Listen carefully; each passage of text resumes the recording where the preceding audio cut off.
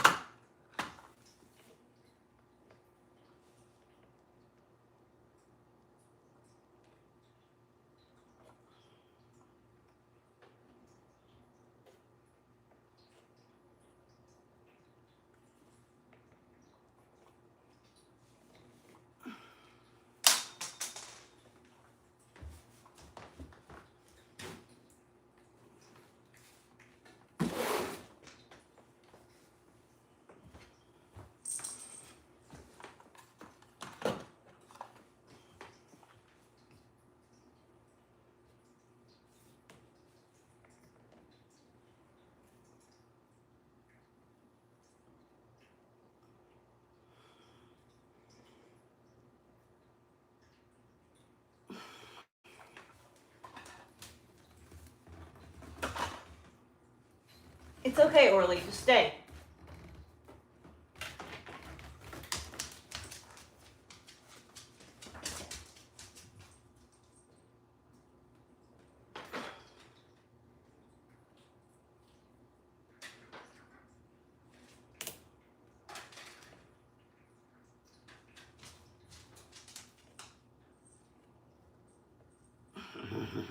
Gotcha, bitch.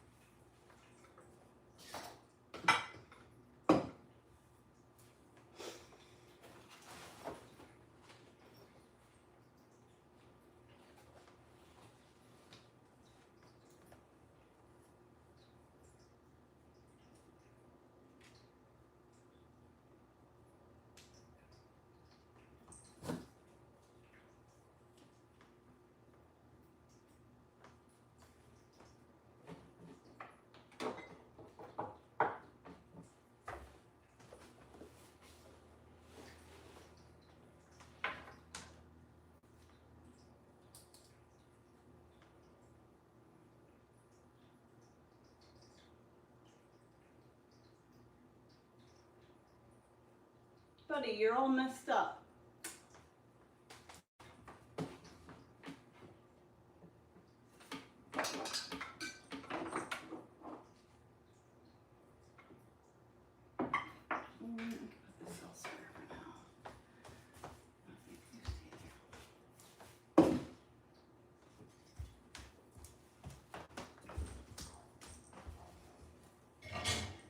Oh, I have a thing for my bird seed now. Hey.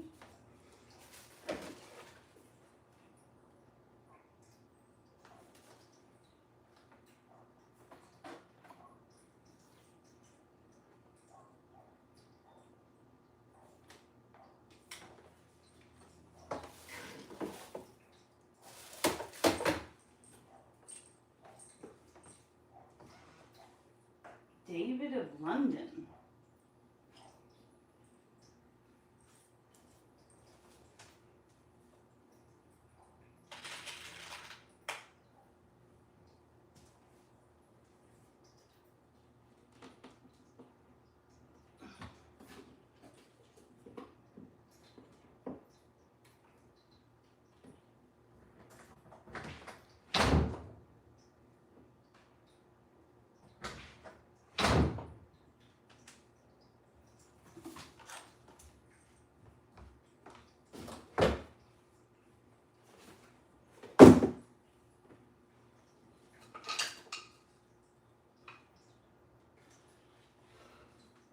Welcome-ish. Depends on who you are and how long you plan on staying.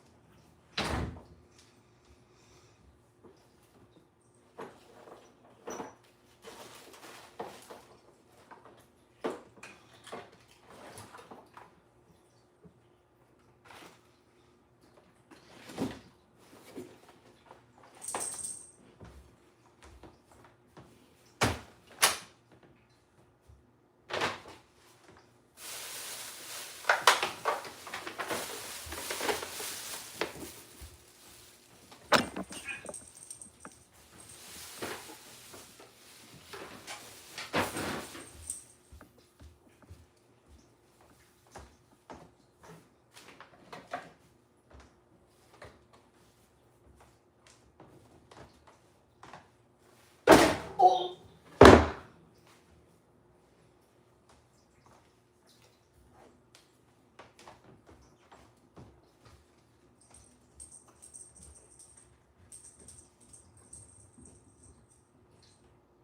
Oh shit, I forgot to get cat food.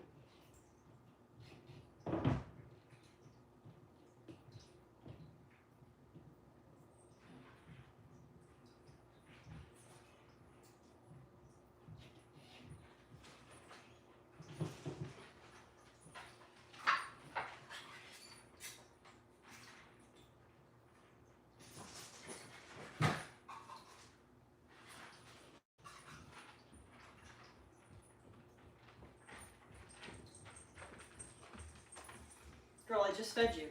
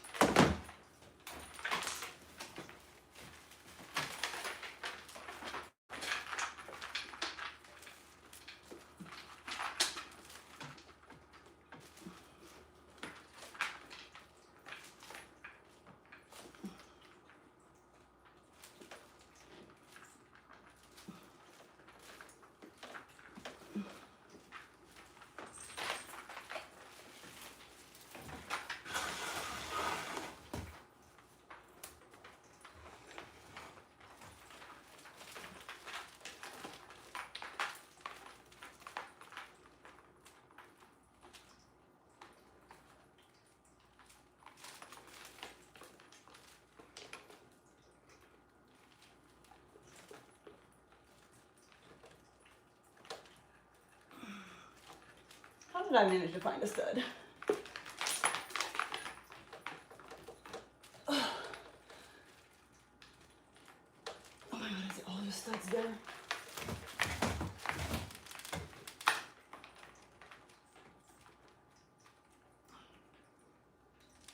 Overheating. That's something I can hit it with. Like a glove.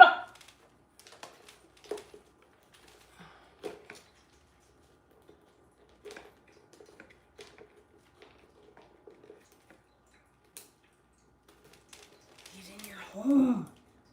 Don't you want to go in your home? Thank you. I'm freaking out! Okay, that's better. Instantly better.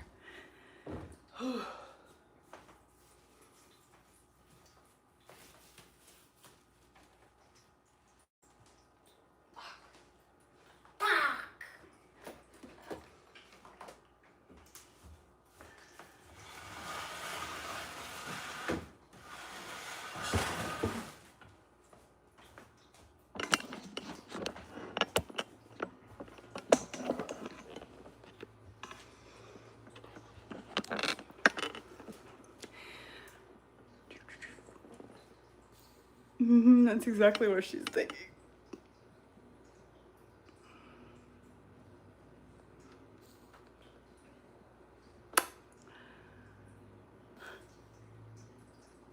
Hi, sissy.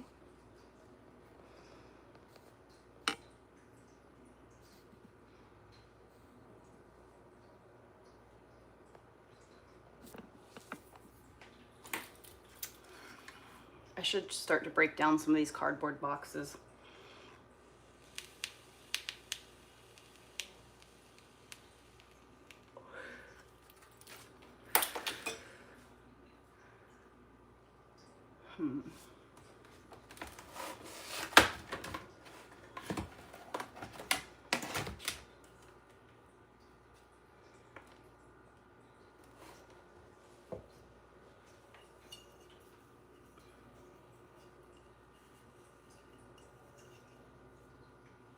It's starting to collapse.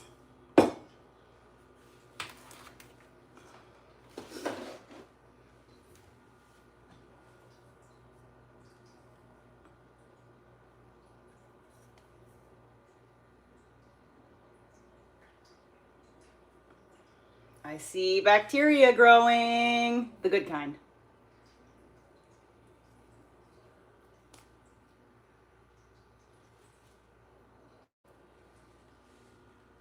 And it is getting kind of cloudy.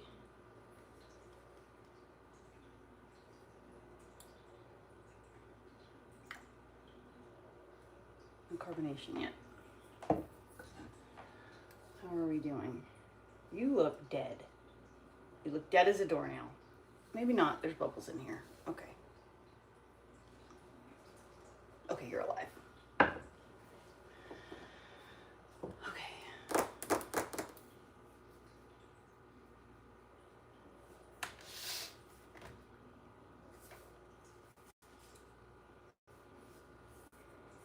I can't believe I have Wi-Fi. I feel like such a grown-up.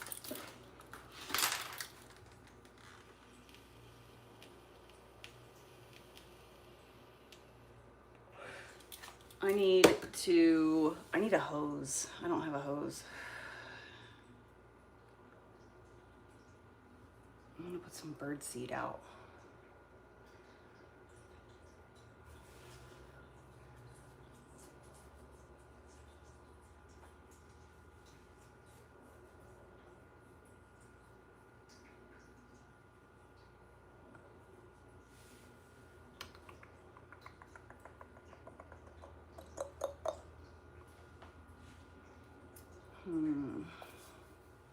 I need to do laundry really bad. Oh!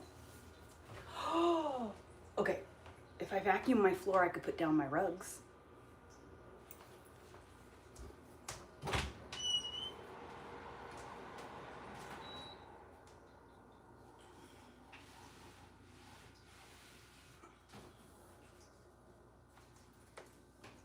Oh yeah. Oh yeah.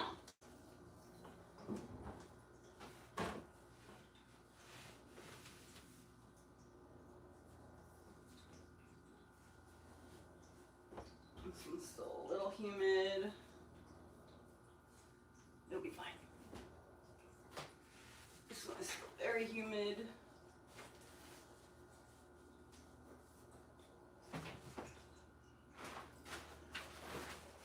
This one's done. This one's done. This one is done. Okay. I'm gonna vacuum now.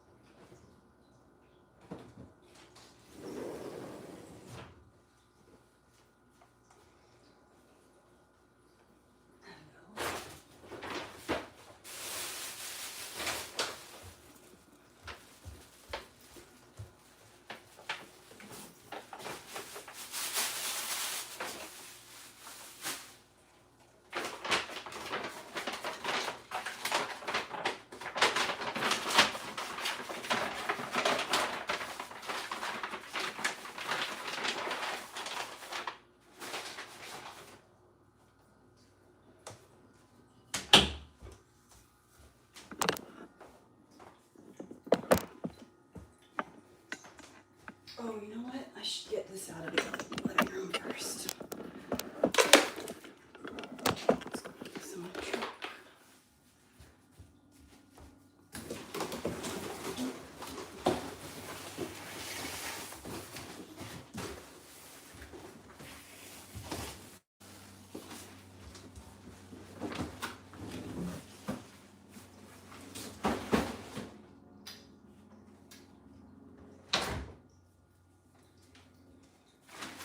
Oh, wait, my armpits stink.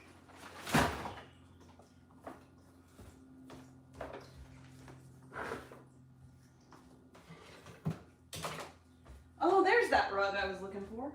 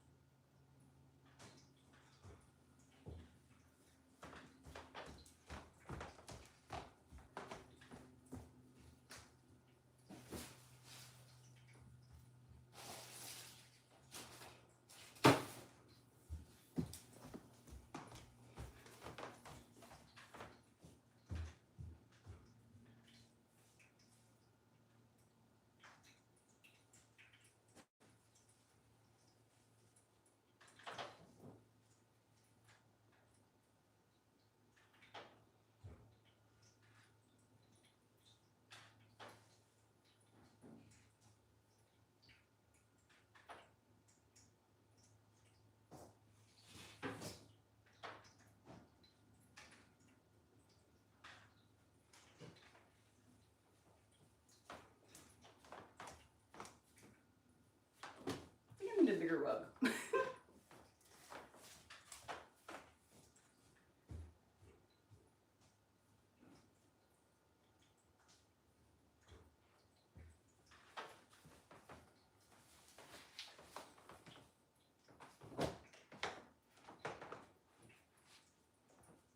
Better than nothing, I suppose.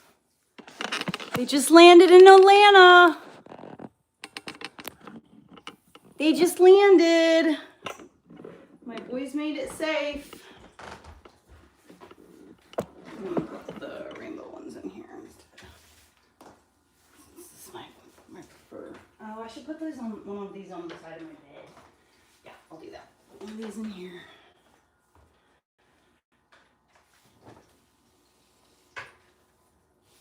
This is where I hang out the most, so this is really where I really need it.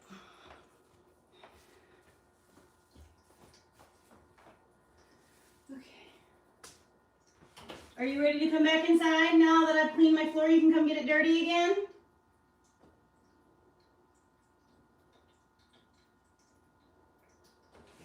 Okay. Nope, he likes it out there. It's nice out. It's his home.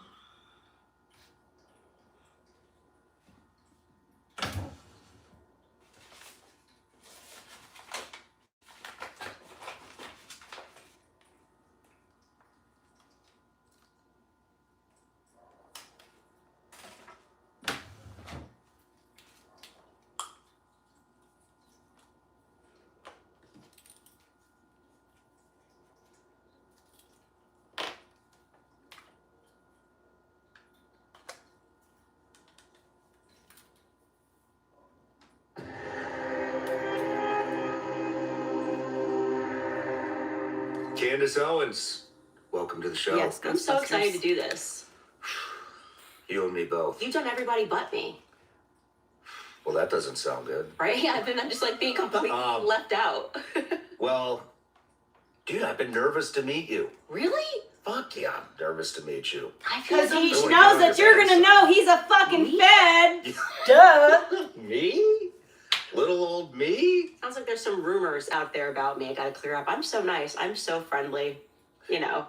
Well, me and our mutual friend Dana had a lot of conversation. Former CIA contractor. So I was like, I don't know. I don't want to wind up on her bad side. She always spoke fairly highly. not a of me, trailer. so. It's interesting It's a to house. think about that, like what people think about you before they meet you, because obviously, as you know, there's always going to be like the caricature, you know what I mean? And so we obviously have to rely on, I don't know, articles, what you hear, what's happening. And I guess there's always that moment where you're like, I wonder if it meets what I think I know about her. It didn't. It didn't. Way better. Yeah, I'm glad. Obviously. So, yeah, it was, man, I'm glad we had dinner that night. Yeah, it was such a great dinner. I mean, your wife's amazing and your story's amazing. And I was always keen to do your show. I was like, wow, he's right here. We're like living in the same town. We were almost neighbors. And you just do great stuff. Man, I really wish that would have happened. Yeah. The neighbor thing. Oh, I know, almost. Who knows? Maybe in the future. Yeah. Well, we got a lot to cover today. I do. Dude, A lot going on, man. no kidding. But let me start you off with an introduction, not that you need one, right? Candace Owens, you're a political commentator, author, and independent journalist known for challenging mainstream narratives and tackling controversial issues. Over the past decade, you've become one of the most influential voices in all of media, building a massive audience through your commentary and investigative reporting. Today, through your independent platform, you continue to cover politics, culture, and current events while questioning official narratives and sparking national debate. And most importantly, you're a Catholic. Most importantly, I'm a Catholic, a mother, a wife. That's right. And I don't wanna so use before we get plastic. into your life story and all the other stuff that we're going to talk about, a couple things to get through. I have a Patreon account. Do you have a Patreon? I was on Patreon, and I don't think I am anymore. But I know all about Patreon. Right on. Yeah. Well, we're on there, and they're the reason I get to sit down with you today. So they get the opportunity to ask every single guest a question. So this is from Kim Turner. Candace, You faced intense public criticism, particularly accusations God, he's of a fucking disloyalty idiot. to the Black community and the Christian community for holding independent views. How do you maintain your composure and stay grounded in who you are when those attacks get personal? You know, I don't know that I pay too much attention to the criticism that's lobbed at me anymore, only because it's constant. And if I spent every day worried about what other people were thinking about me or allowing them to define who I am, I wouldn't get out of bed. And I've got 4 toddlers at home, so I just shut that entire part of my life off. And people are very surprised by that, but it truly doesn't impact me. I know who I am, so I don't have to go to the internet to learn about who I am. You legit, it doesn't bother you at all? No, it genuinely doesn't bother me at all. I'm definitely, I think, battle hardened. I think over time, maybe when I was just getting started, I felt, I don't know, maybe a twinge of that's not fair, that's not true. But when you have substance in your life, like real substance, and you're not swimming in your own insecurities, meaning when I first got started, I wasn't married. I didn't have, I didn't have my family. I didn't have kids relying on me. So life is just so much more substance, so real. Wow. Man, I mean, I'm a lot better at it than when I first started. Man, this shit bothers me. Really? Yeah. And then I see, like, the Time magazine cover thing that Trump posted about you. Oh, gosh. Tweeting about you. Yeah, that was a moment. All of your enemies. Right. You have a lot of enemies. I can't even believe that I forgot about the Trump thing, the Trump tweet. You forgot about it? Yeah, until you just mentioned it, it's not even something that I even think about. It was so strange. It was so strange. I was in Italy getting confirmed by a cardinal, and that I was so excited about it. Look at how and fucking gorgeous it's this just, looks. It's weird Look at because this. it's the President of the United States. And it's something that maybe you would Look expect at to see all if the you're in stretchy. school and people are trying to like find. Oh, it's ways to hurt you. working. But you know, when the President of the United States is like, I want the "You're people fat, who you're told ugly, me that I you're fat," cannot make sourdough weird. starter It's out of just very fruit juice strange. to come Well, to the it is front. weird. It's weird. Objectively, I thought it was very strange, and I don't have. Did he forget he started a war? Yeah, I know. Isn't that a little more important than fucking generating AI Time magazine cover Yeah. photos And about podcasters? and beyond that, just kind of basically saying you're ugly is just, there's something so elementary about it. I'm just not in high school. That's not something that I wake up every day and wonder, does the President of the United States think I'm hot or not? There's something about it like that's just like, okay, he's got a type, and he said Brigitte Macron's hotter than me. He's allowed. It's a free country, you know. Yeah. That was definitely a moment where I was going, this is some strange enemies to have. Did you find humor in it?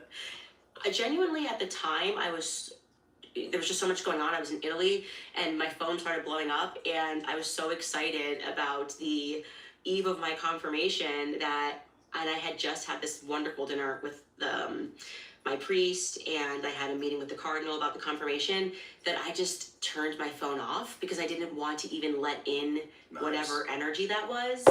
I was like, nope, you're not ruining my day. I felt like I was like on the eve of my wedding or something. And there was too much spiritual goodness that was surrounding me, I guess is the best way to put it. We had planned that trip for a very long time for me to go to Italy and get confirmed, and I just wasn't going to allow that to be a memory. And so I just was like, I'll deal with that when I get back. It's such a strange thing to be in a place where you're putting the President of the United States on hold. Everyone, I guess, was waiting for a response, and I was like, I don't have time for this shit. That was it. It was, I don't have time for this. I'm really excited, and this is my wedding day, so to speak, and that was that. And then we had a fantastic time in Italy, and then when I got home and the podcast was back on, I was like, okay, now where's the child? Time to address the child. Here, shame on you. This is not a good look for you, and I don't have that. I don't wake up every day wondering if the president thinks I'm pretty. That's just not a part of my life. Well, as many enemies as you have, they give you a lot of attention. They do. I think it helps you a lot more than it hurts you, which is pretty cool. Definitely don't think that a moment like that empowers Trump. That's what I would say. I think it diminishes him in a way. And, you shouldn't relinquish your power like that as the president, to dig up a photo of me when I was sick, and I shared that photo, by the way. Are you serious? Yeah, that photo is real. I shared it early on in politics to talk about, I went through a really tough time when, what was it, 2015. I got sick from mold illness. So close. And I never thought I was going to be the same person. It was a leak, an HVAC leak that happened in my building. Wait, and it destroyed my insides. I mean, need it started those nets. what's known as candidiasis growth in my body. I felt like my whole life was taken from me. I couldn't think. And if you don't know what toxic mold illness is, it's almost impossible to describe what it is. Head to toe, overnight eczema. I had never had eczema. Athlete's foot. My eyes were red and just kept pussing, and I didn't know what it was. I didn't know what was happening, why it was happening. My hair fell out, and in the scheme of everything that was going on, the worst part, getting the physical and not recognizing yourself in the mirror, because I mean, I could share worse photos than he shared. I was like, if you want them all, this is actually, I look pretty good relative to what was going on head to toe. But the worst part was my brain.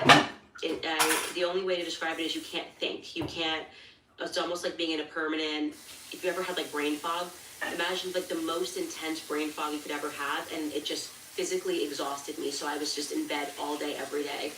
And the only way to beat back that sort of mold illness, I mean, they can give you temporary pills, whatever, it's through diet, like the most regimented diet, because sugar is what beats it. And so it took me a year and I never thought I was going to be able to be myself again. And that was the hardest part, is not being able to think.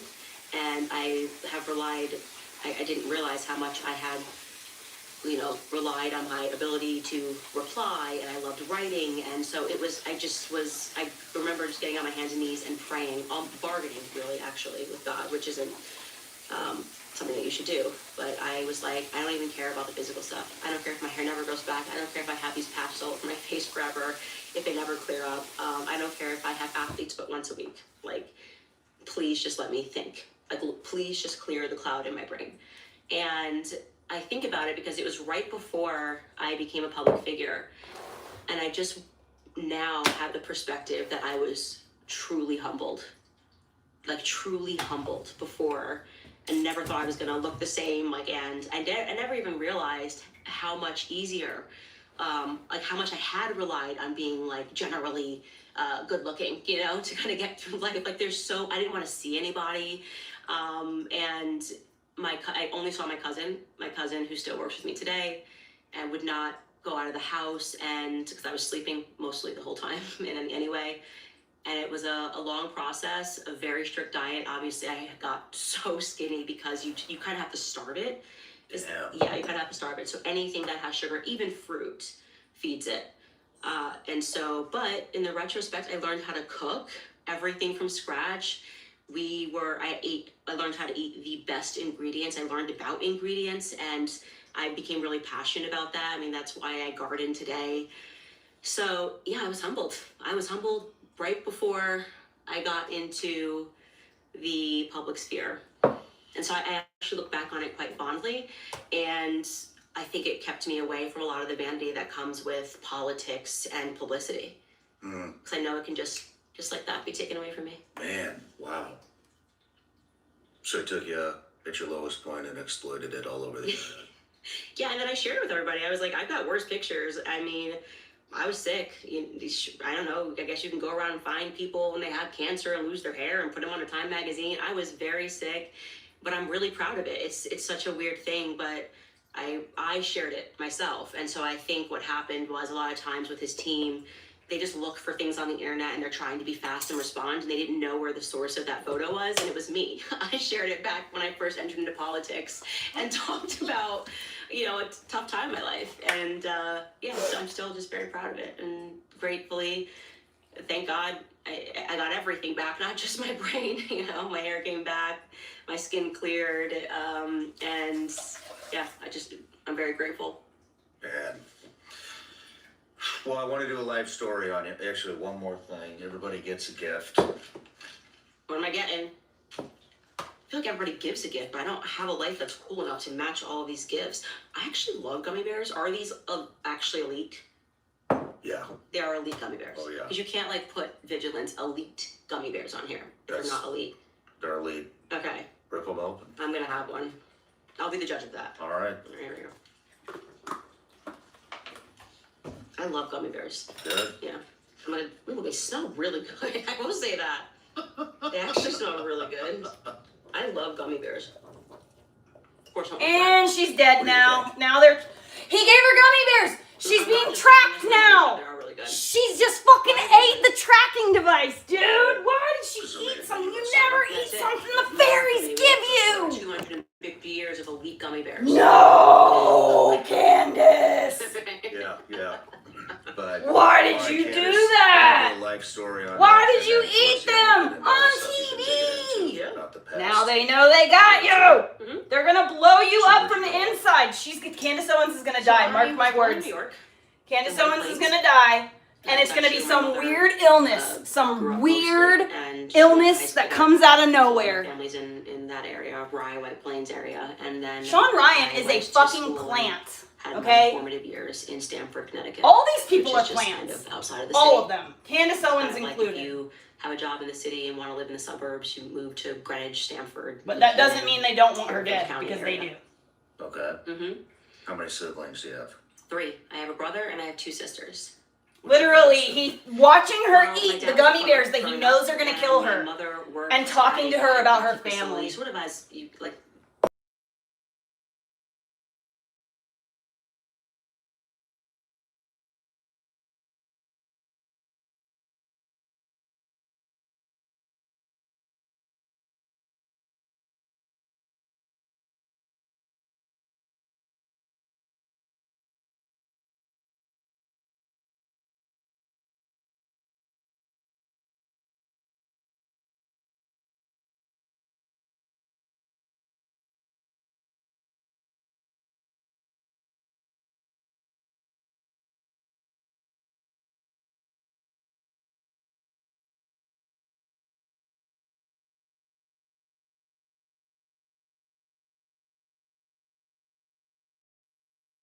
Can't believe she ate the food. He fucking, dude. Candace Owens is gonna die from some random weird fucking illness. It's gonna come out of nowhere. And everyone's gonna be like, dude, what happened? How could she have caught this illness? Like, how did this happen? Mark my fucking words, dude. She just ate the gummy bears on Sean Ryan's show. The fucking Zionists got him to get her to eat the shit on camera. Some fucking twisted shit, dude.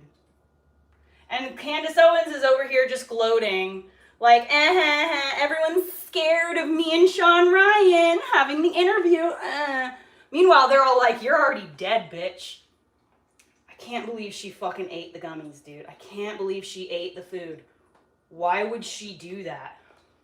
She really thinks he's a good guy? How does she not see this? And she interviewed Hunter Biden. See, that's why I can't trust Candace Owens.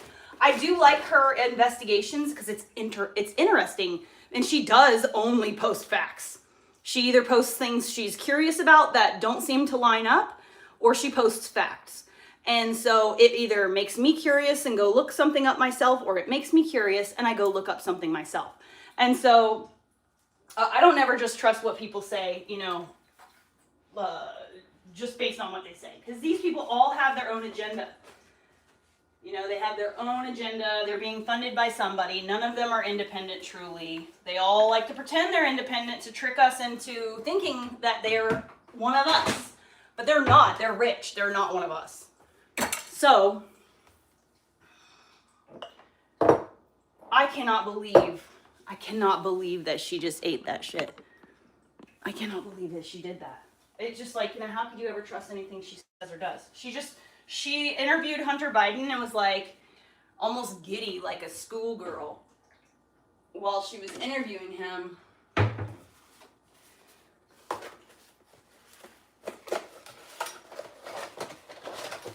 You never eat what the fairies give you. Ever.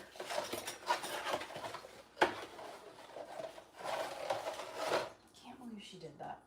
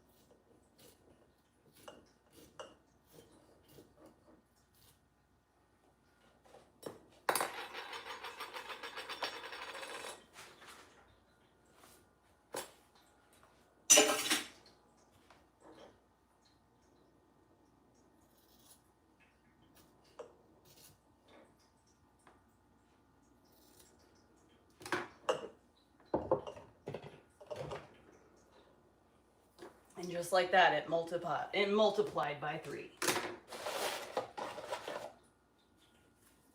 I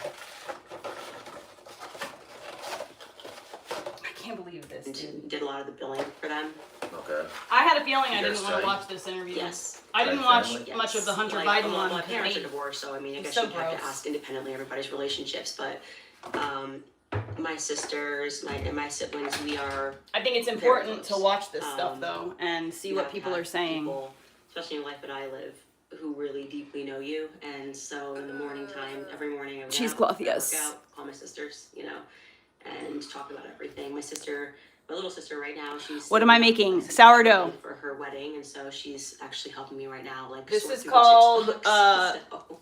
Livetto Madre, Like, I mean, and my it sisters, is Italian sourdough starter. And the way that you start it is you take fruit juice and water and you ferment it for a couple of days. And then after you ferment the fruit juice and water, you add, after 2 or 3 days, once it starts to really get bubbly and it's showing signs of fermentation, then you add flour to it, you mix it up, and you leave it for 24 hours. And then it will double in size, and then it will start to collapse. And once it starts to collapse, then it needs to be fed. But because I'm gonna go by this recipe right here, I ended up just separating. Oh shit, I did too much water. I knew I was going wrong. It's all right, I'll fix it tomorrow. Actually, I should fix it now. I need more flour now. It's supposed to be firm. That's what I just realized. It's 23 grams of water. It's supposed to be a very doughy. Now it's going to take over the whole container.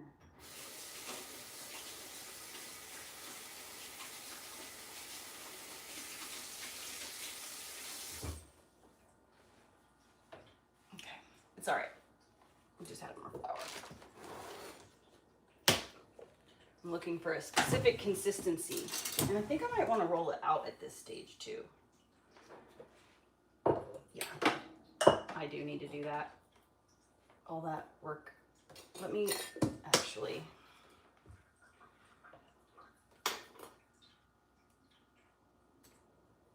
Do this really quickly.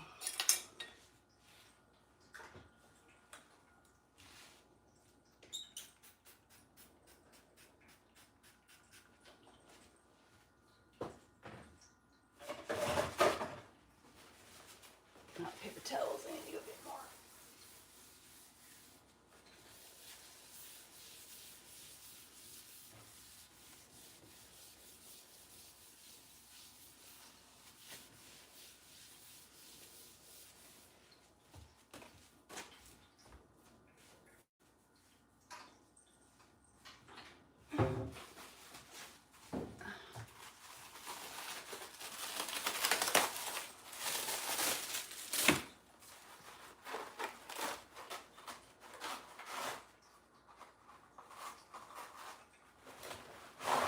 Hey guys, do you remember way back when I first moved into Adams and I was helping him out by cleaning his house for him, like constantly, and the trolls, you trolls, went to Adam and were like, she's using so many paper towels. I do.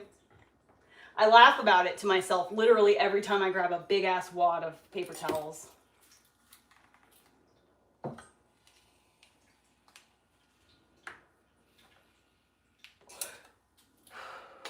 I allow certain things to take up space in my mind out of the sheer joy of it.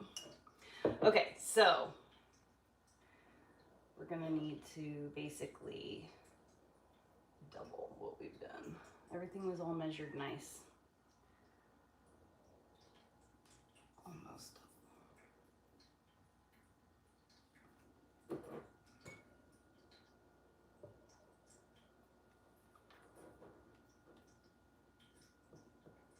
Oh, didn't she say I should put it in a bowl at this stage? I should probably do that.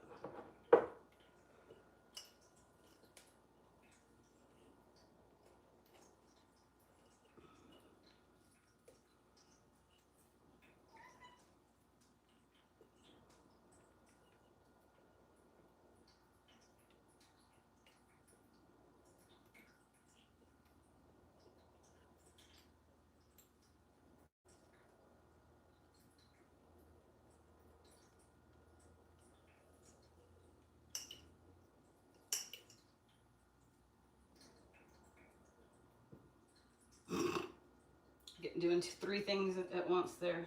Turn it over. So we need quite a bit more flour, I think. I'm only doing this with one of them. The other ones I can deal with later. But I want to try rolling the dough out and turning it into like the firmer version of itself. I want to see what happens. And since I've tripled my experiment here, I've got plenty to waste.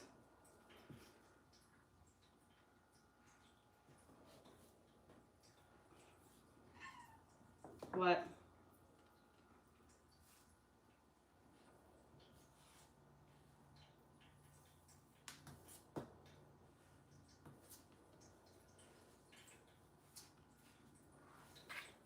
I think that's going to be a good amount of flour. Actually, I might need more.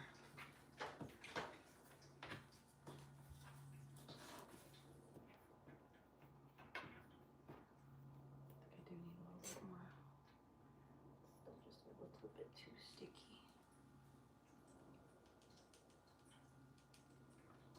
There's chunks of grapes in my dough.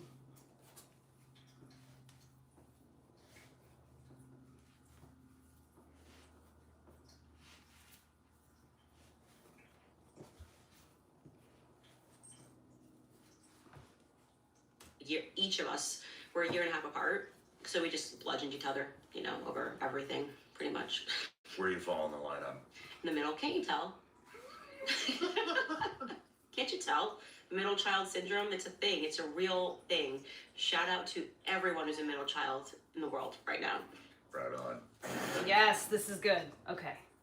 We talk a lot on this show about how important it is for the military to modernize faster, because there's no shortage of good technology being built in the private sector right now. The problem is getting that technology into the hands of the people who actually need it. And from everything I've heard, yeah, Sean Ryan's definitely a truth teller. Most companies have no idea who to talk to, where the real decision makers are, or how to actually secure funding. That's where SBIR Advisors comes in. They've built a team of over 60 former acquisition officers who understand how that system actually works. They help companies find the right buyers, find funding, and write winning proposals so they can get on the right contract fast. Since 2020, they've helped small businesses win over $600 million in government contracts.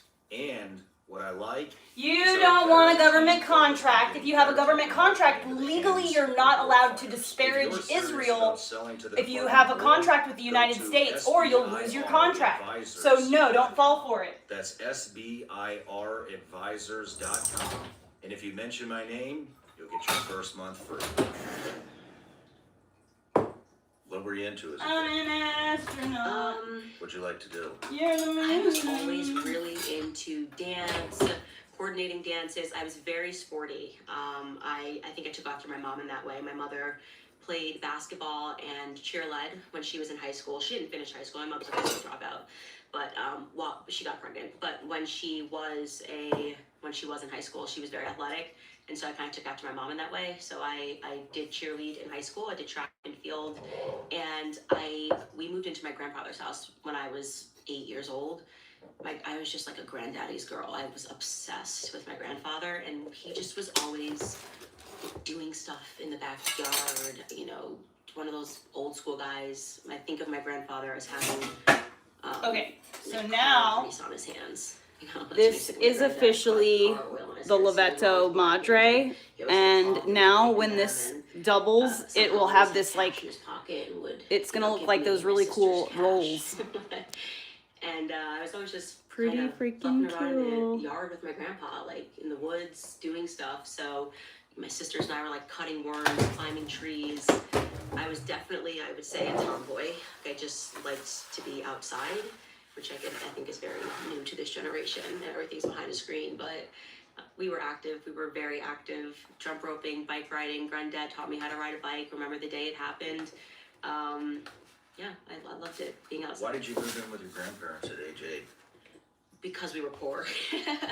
So Did your parents move in with you? yes, and the house was too small for all of us to fit into it, but we made it work. And my grandfather came to the apartment that we were living in, which was in this really sort of dilapidated building, and it had roaches. I was not, you're not aware of those things so much when you're a kid.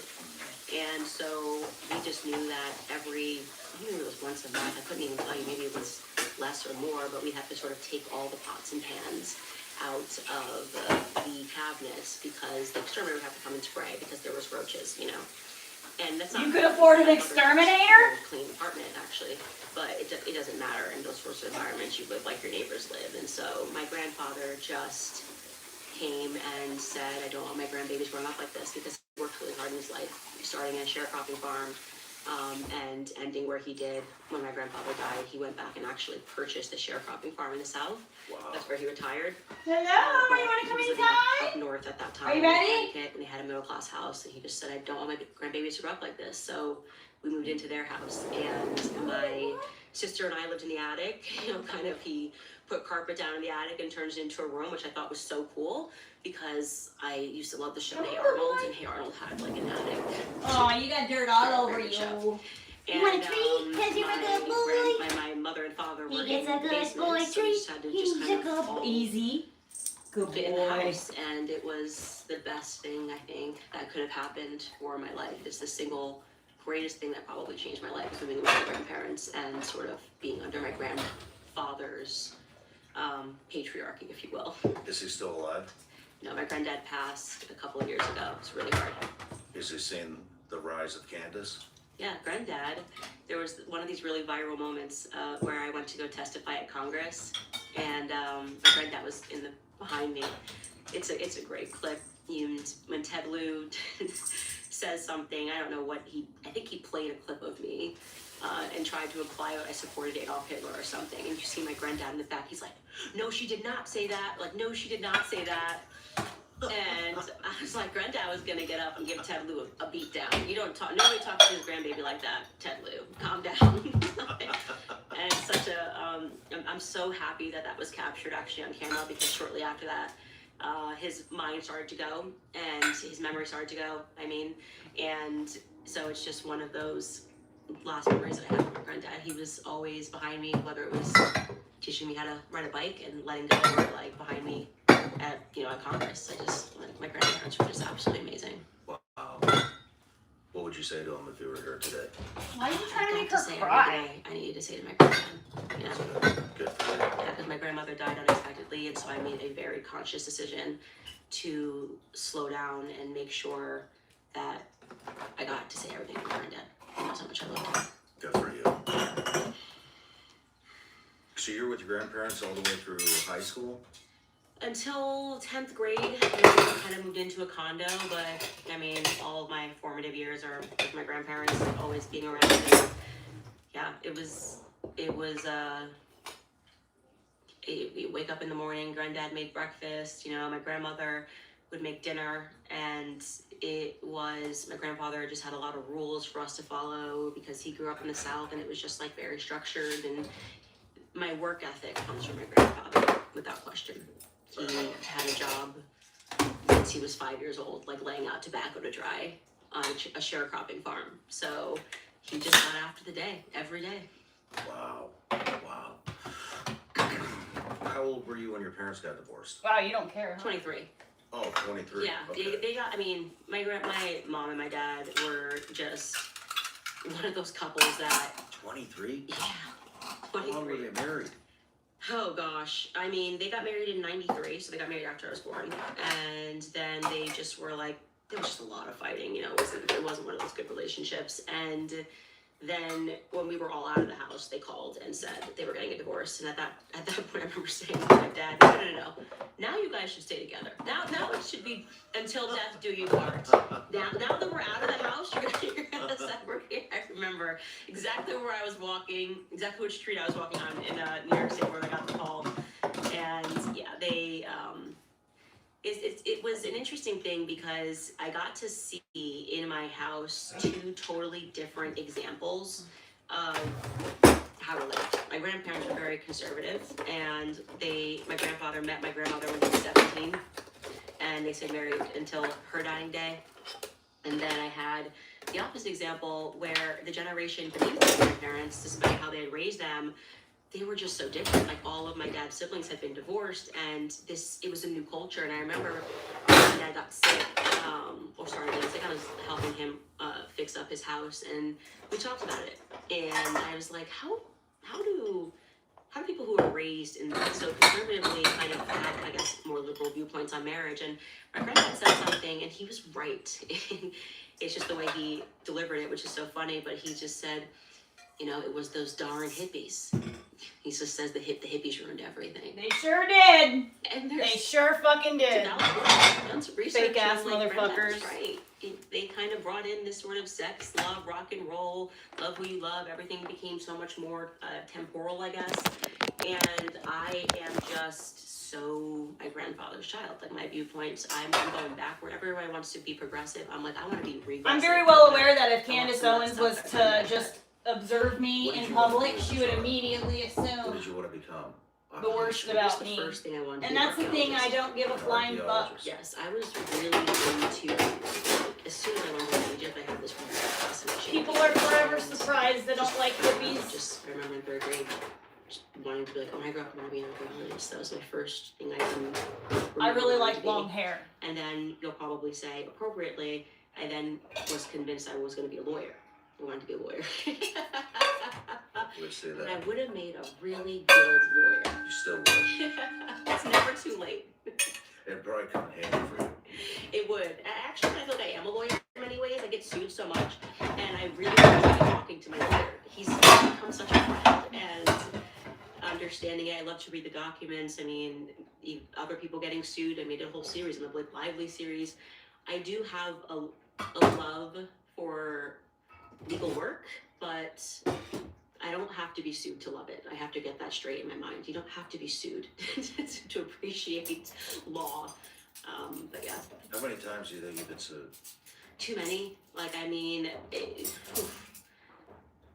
the last few years, it's been a lot, man. It's been like, I feel like the Daily Wire was like 3 episodes that happened, which felt like a lot. And I have obviously the Brigitte one, which was a lot. And then I got pulled into the Blake Lively one, which isn't really like being involved. And then they tried to pull me into some Kanye one, not being the person who was sued, but yeah. And so I just kind of got familiar with the people that were serving the paperwork. They're great guys, by the way. The servers, they're fantastic. They show up in like motorcycles like, we love you, like, you know, and we're gonna charge the other guys more. They're amazing. They're absolutely amazing. And then this Brian Harpole one, which I'm being sued because of your show. You know, It's my show. Yeah, you know, I should sue you. Brian Anybody else? Harpole's lawyer. I'm gonna drag you into a lawsuit. We have a running every time the FedEx truck drives around here. We're like, oh fuck, here it comes. I don't even open them anymore. I just sent them to So funny. Tim. Yeah, well, Brian Harple sued me. His lawyer wrote this amazing story, which was just made entirely no sense, where he said that the reason, basically they were trying to make the argument that he's not a public figure, which is very important. You have to establish in defamation, are you a public figure or are you a private person? And obviously he made himself a public figure by going on this podcast and interjecting himself into this Charlie narrative. So they were trying to argue that he's not a public figure, and he basically said he was forced to become a public figure because of me. I'm the reason he had to go on the Sean Ryan show to clear his name.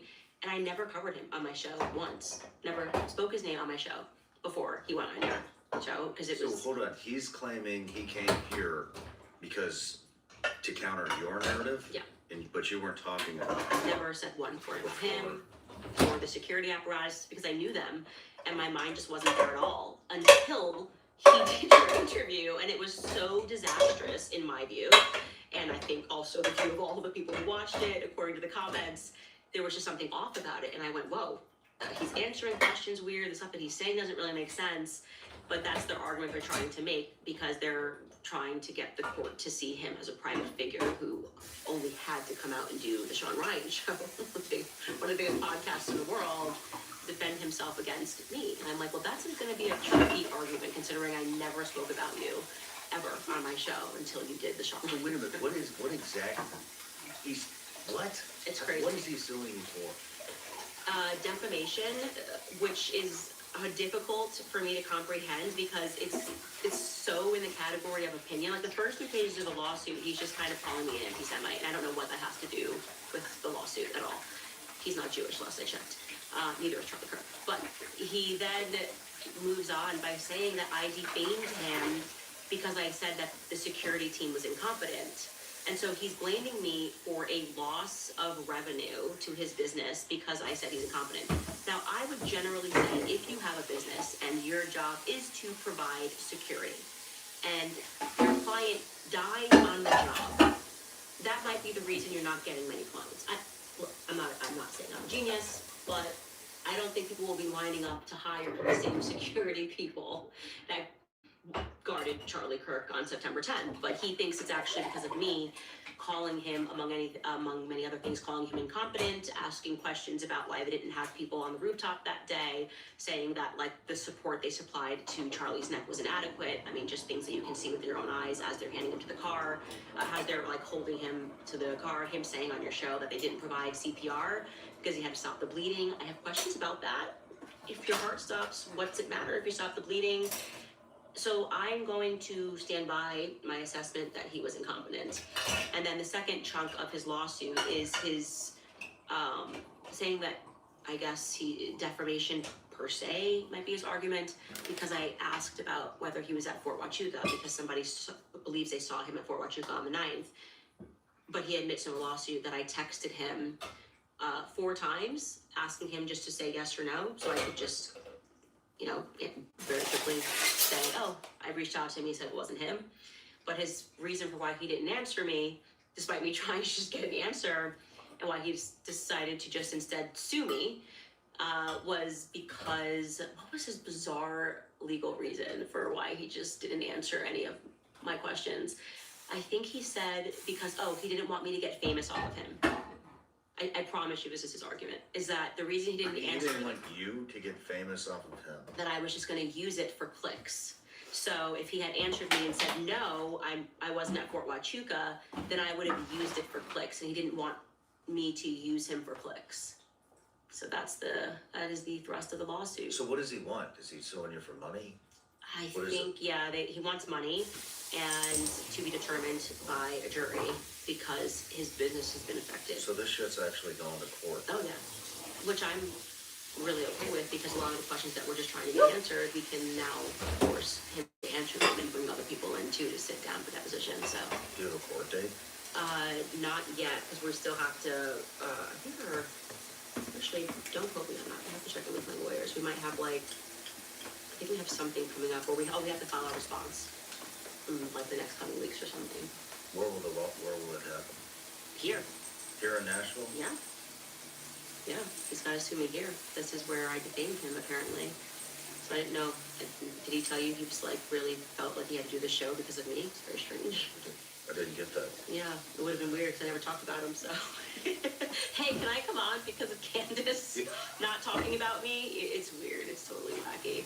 It feels like a PR move to me, to be honest with you. But You think it'll go the distance, or you think they'll just drop suit? I think they filed it in such a sloppy manner that they're hoping the court drops it, and then they can say, well, we tried. We were telling the truth. And there is a lot of that in the court system where people file for PR reasons. I mean, Brigitte is a perfect example of that, where you're doing something that you kind of know you can't win in court, but it allows you to then say, well, we really tried, and obviously we must have been telling the truth or we wouldn't have sued. And that's not the case. I have not changed my mind about Brian Harpole, and I was very thorough in trying to just get him to give me a response. Like, I would have happily taken a response from him, and he still hasn't offered one. He just sued me. Do they have any other clients? I don't know. He hasn't, since it was just the initial filing, we haven't gotten into the details of who's not picking him or if someone dropped him, but that would just, to me, seem like common sense, especially when you say, I mean, if you watched his interview with you, you wouldn't book him.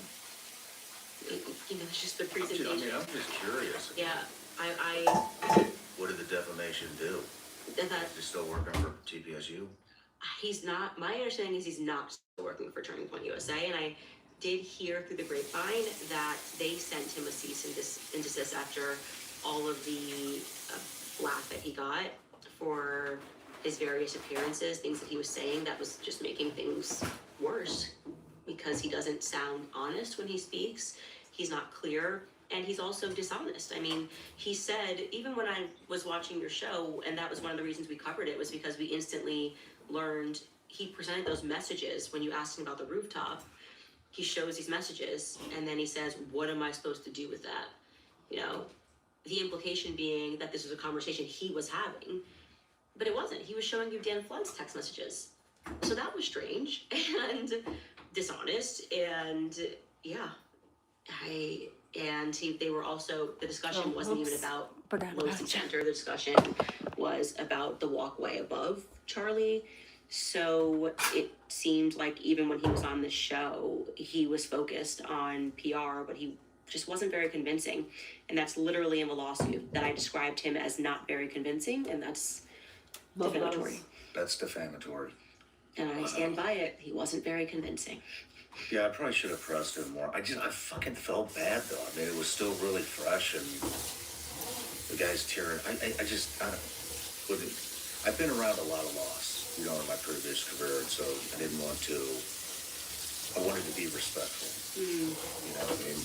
But yeah, I think you did the right thing, actually, because even though the viewers might feel frustration, the reality is that if you had put him under the light, so to speak, he would have clammed up.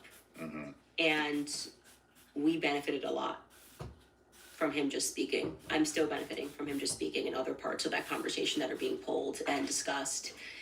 Certainly from the lawsuit's sake, it's beneficial that he kept describing things in detail. So I think it was good to sort of let him talk. what are some of the other gems that you pulled out of my interview with Brian Harpole? I mean, there's... Curious what she knows, Aria. I think at some point, I think it was your interview, it might have been someone else's, where he said that when he got to the hospital and he's like directing the staff or whatever, and he like said that he cut off Charlie's shirt. I mean, that's fantasy. That's full fantasy. That's not how that happened. Everybody knows that. When you get to the ER and somebody is on a stretcher, some random guy who's bringing the person in doesn't start calling shots in the hospital. So there's a lot of questions about what took place at the hospital, why Kash Patel moved to have the cameras as one of the first acts to get the cameras down inside of the hospital. It's very strange. The varying stories that they've all told about what took place, why they were all then wearing scrubs. Frank Turek saying that he was on the phone the whole time and didn't realize with his Who's Frank Turek? Frank Turek was another one of the people in the car. Okay. And he's former military. He was there and jumped in the car with them. By the way, that's even weird. I don't know why he jumped in the car with them, to be honest with you. and he was at the hospital, and he tells conflicting stories and says that they did perform CPR. It's all just very strange. It just seems like something. Why are all of your stories running into each other? Well, how are those running into each other? What do they say? Well, Some people are saying they did give them CPR, some are saying they didn't. Brian said they did not perform CPR because they were focused on stopping the bleeding. Frank said that they did perform CPR. Brian said that Frank was just in the back seat praying. Frank said that he got involved, which is the reason why he had all the blood on him or whatever. So the discrepancy between the people that are in the car doesn't really make sense. I mean, I don't know. Do you give CPR to somebody who's been shot in the fucking neck? Well, if you don't keep someone's heart going, it doesn't matter, right? Like nothing else matters if your heart stops pumping. So yeah, you would give CPR. I would imagine you keep CPR going at all times. I'm certainly not a medical professional, but I do know that like if your heart stops, you're dead. So you gotta keep the heart going. And them not having the ambulance on standby. I'm not standing up for them. I don't know if you would do CPR. What would be the point of, if your heart's not going, your heart's not going. And I'm not If heart's even not saying going, then no I'm not blood would even be saying coming that, out. But if you what gave was right CPR or to what someone was who was wrong. bleeding Keep out, saying the the blood would stories just are- I'm saying flow the down stories the are not wound. consistent. And that's what has I don't been think so you actually troublesome can do for people that are CPR investigating on this. someone It's like why do you guys all have different stories? Why are there so many lies that have since been unpacked? And initially they said a lot in the beginning, and they've since, pivoted on their stories quite a bit. Why do you think that they repaved that thing? How many days afterwards? Because by Sunday, they had the person coming out of Sunday. So Charlie got shot at 12:23 on a Wednesday, and they had early morning on Sunday pavers come in. And even before then, they had the soil removed by a separate group of people. They had the soil The removed? soil removed first, 10 inches of soil removed first. Do they do that at any other murder scene? Anywhere? Absolutely not. The soil Elliot, removed? you Why the fuck fucker. do they have the soil? Well, their excuse Scratch is we this were putting cabinet down up. pavers. So it is normal All the paint to is coming off remove of it. soil to put down pavers. But why were you putting down pavers? Why were you paving over the crime scene? And in that scenario, I think you normally do from somebody that is in that space said that about 8 inches you would remove so that you can install the pavers. They removed 10 inches of soil, and they had 2 separate people do it. So they had people working for the government that removed the 10 inches of soil, and the next day the pavers came in and put in the pavers. That's not normal. You have the same group of people that do both. So they had the dirt removed first, and so we'd have to imagine that happened Saturday at the latest, right? And then by Sunday morning, the guy who Homemade had pudding. to put together a ragtag team to do the paving. I made he didn't custard really the other he night. said he was told that the instructions were coming down from the governor of Utah and From egg yolks. Ashton's office. And chocolate mixed together. Probably a What do you good guy think to would put have on been in his the phone. soil? Oh my god, it's like mousse. I've taken a long time to get to a place where I wanted It's to like cheesecake. put forth a theory on what happened that day. I think there is a lot lot of evidence that they Wow. have found explosives. Which, It's really firm. If I guess the way PETN is said is like The texture what of do you guys say, cheesecake. Patent. He heard me say Patent. the word I'm cheese. trying to learn all the inside terms and sound like I know what I'm talking about. On What? Guess what? Guess what? What? If patent was the explosive that was used, and I think there is a Tell me. a strong theory that should be explored, that a shape charge was used to kill him, and that what killed him was on him. If you look into patent, This is really good. is pretty resistant. It stays on soil. Will you take pictures or post a video? Tag me in it. Tons of articles about it. You just have to remove the soil. So you think that they... I Oh think my there's god, explosives. this I is think that explains, really. as This is Adriana better. shared, a lot of the Cold. holes in the story that didn't make sense. This is way better cold than it was when I was eating it hot. I am so sad that Elliot is not here to try this right now. It literally has the texture of like a firm cheesecake. Or like even the insides of a really good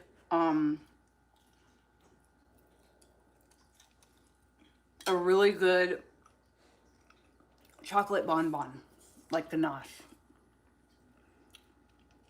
Oh, good.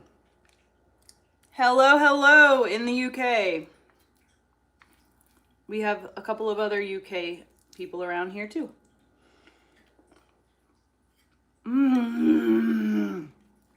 So I made this. I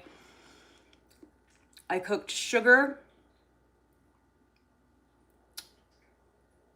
and cream until it was steaming.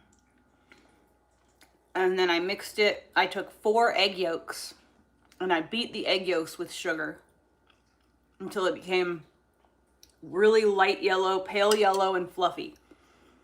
And then I took the hot stuff and mixed it with the cold stuff and then put everything back on the stove once I tempered the eggs and cooked it until it thickened up.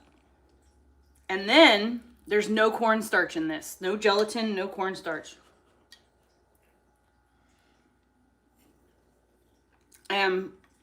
So then I could have just refrigerated it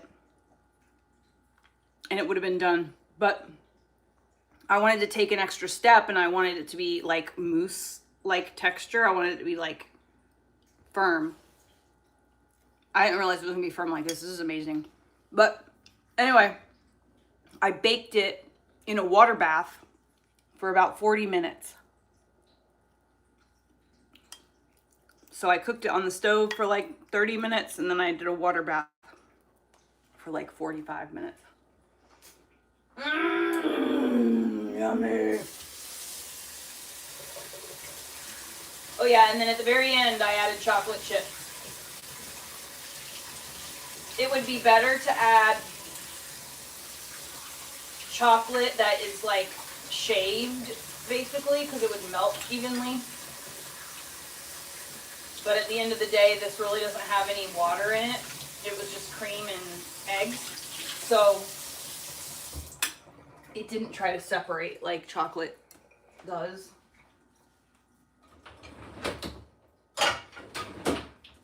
I'm an astronaut. Oh my gosh, you guys, look at this. So I made brownies from scratch yesterday. And I looked specifically for a recipe that had a really like crackly little, like the crispy top, you know, the brownie top. Look at this beautiful bean footage. Dude, it has it's thick, it's like at least this thick, the layer of crispy top. That's all crispy top. I made this from completely, totally scratch. These are fucking the best brownies I've ever had in my entire life. There was a string from... Oh, and Golden Dog Mom, look. It's my pasta madre, or I'm sorry, livetto madre. This is my sourdough starter. It's on its next journey. And then I've got 2 sourdough starters that are the same, the fruit ferment. And then this sourdough is just like regular sourdough.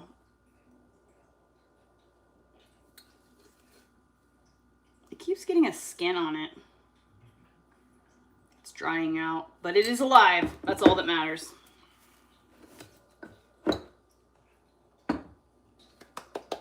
Anyway, let's eat a brownie. Yeah, and look at, they're like perfect texture. They're like the perfect amount of gooiness where they're not like undone, you know? But they've got like that, almost like a clay, like you could mold it into whatever shape you wanted.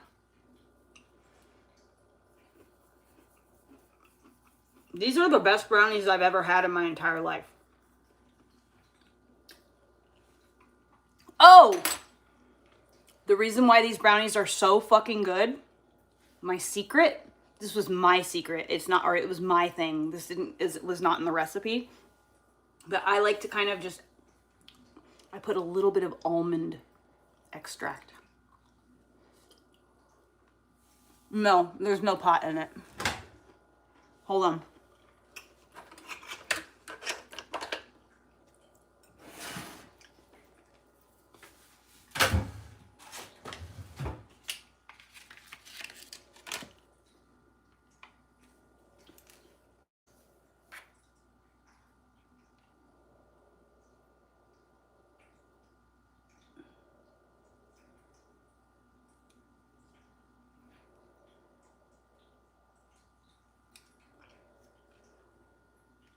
Gone. There is now. There's still so much in here though.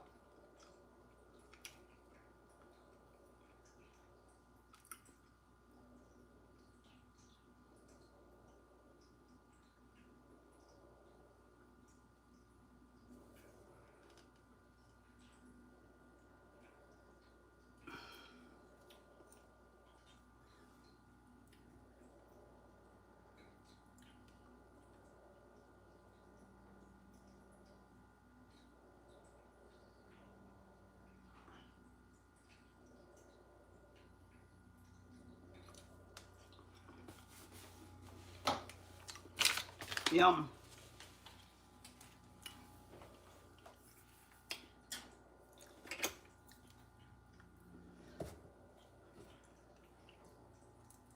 Yeah. Look at that. When you see how it got the shiny on it? So good. Cannot believe.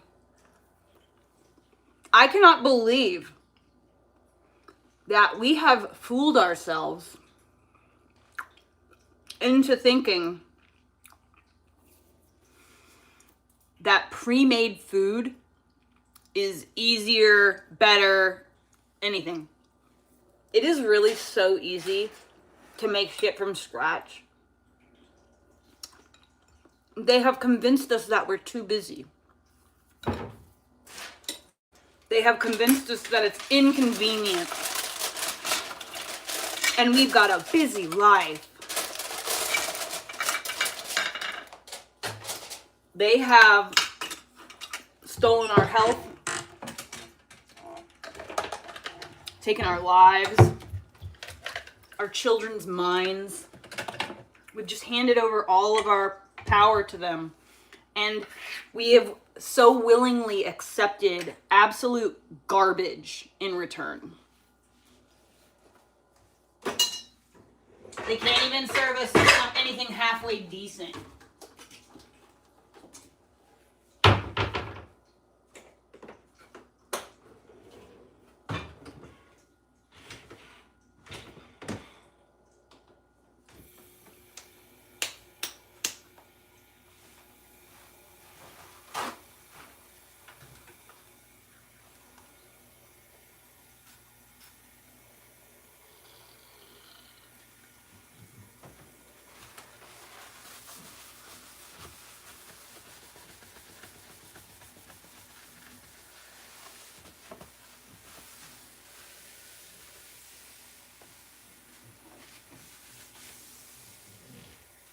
I think I'm gonna get that stuff that makes your kitchen counter look nicer. Maybe I'll get that fake marble shit or something.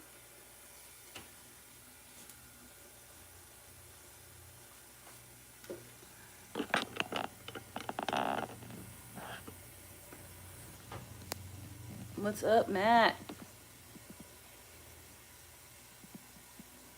Oh, good. My hair smells good. It smells clean. My armpits smell bad, however. If you run the theory that he was killed with a PE patent shape charge, then they all suddenly start to make sense. Why they wouldn't bring the bomb dogs over to where Charlie died. See, I can't remember what this guy his name is, but my editor, you were just chatting with him. he brought it to my attention. He was chatting with this guy John right Bray. after it happened, so I guess almost a year ago.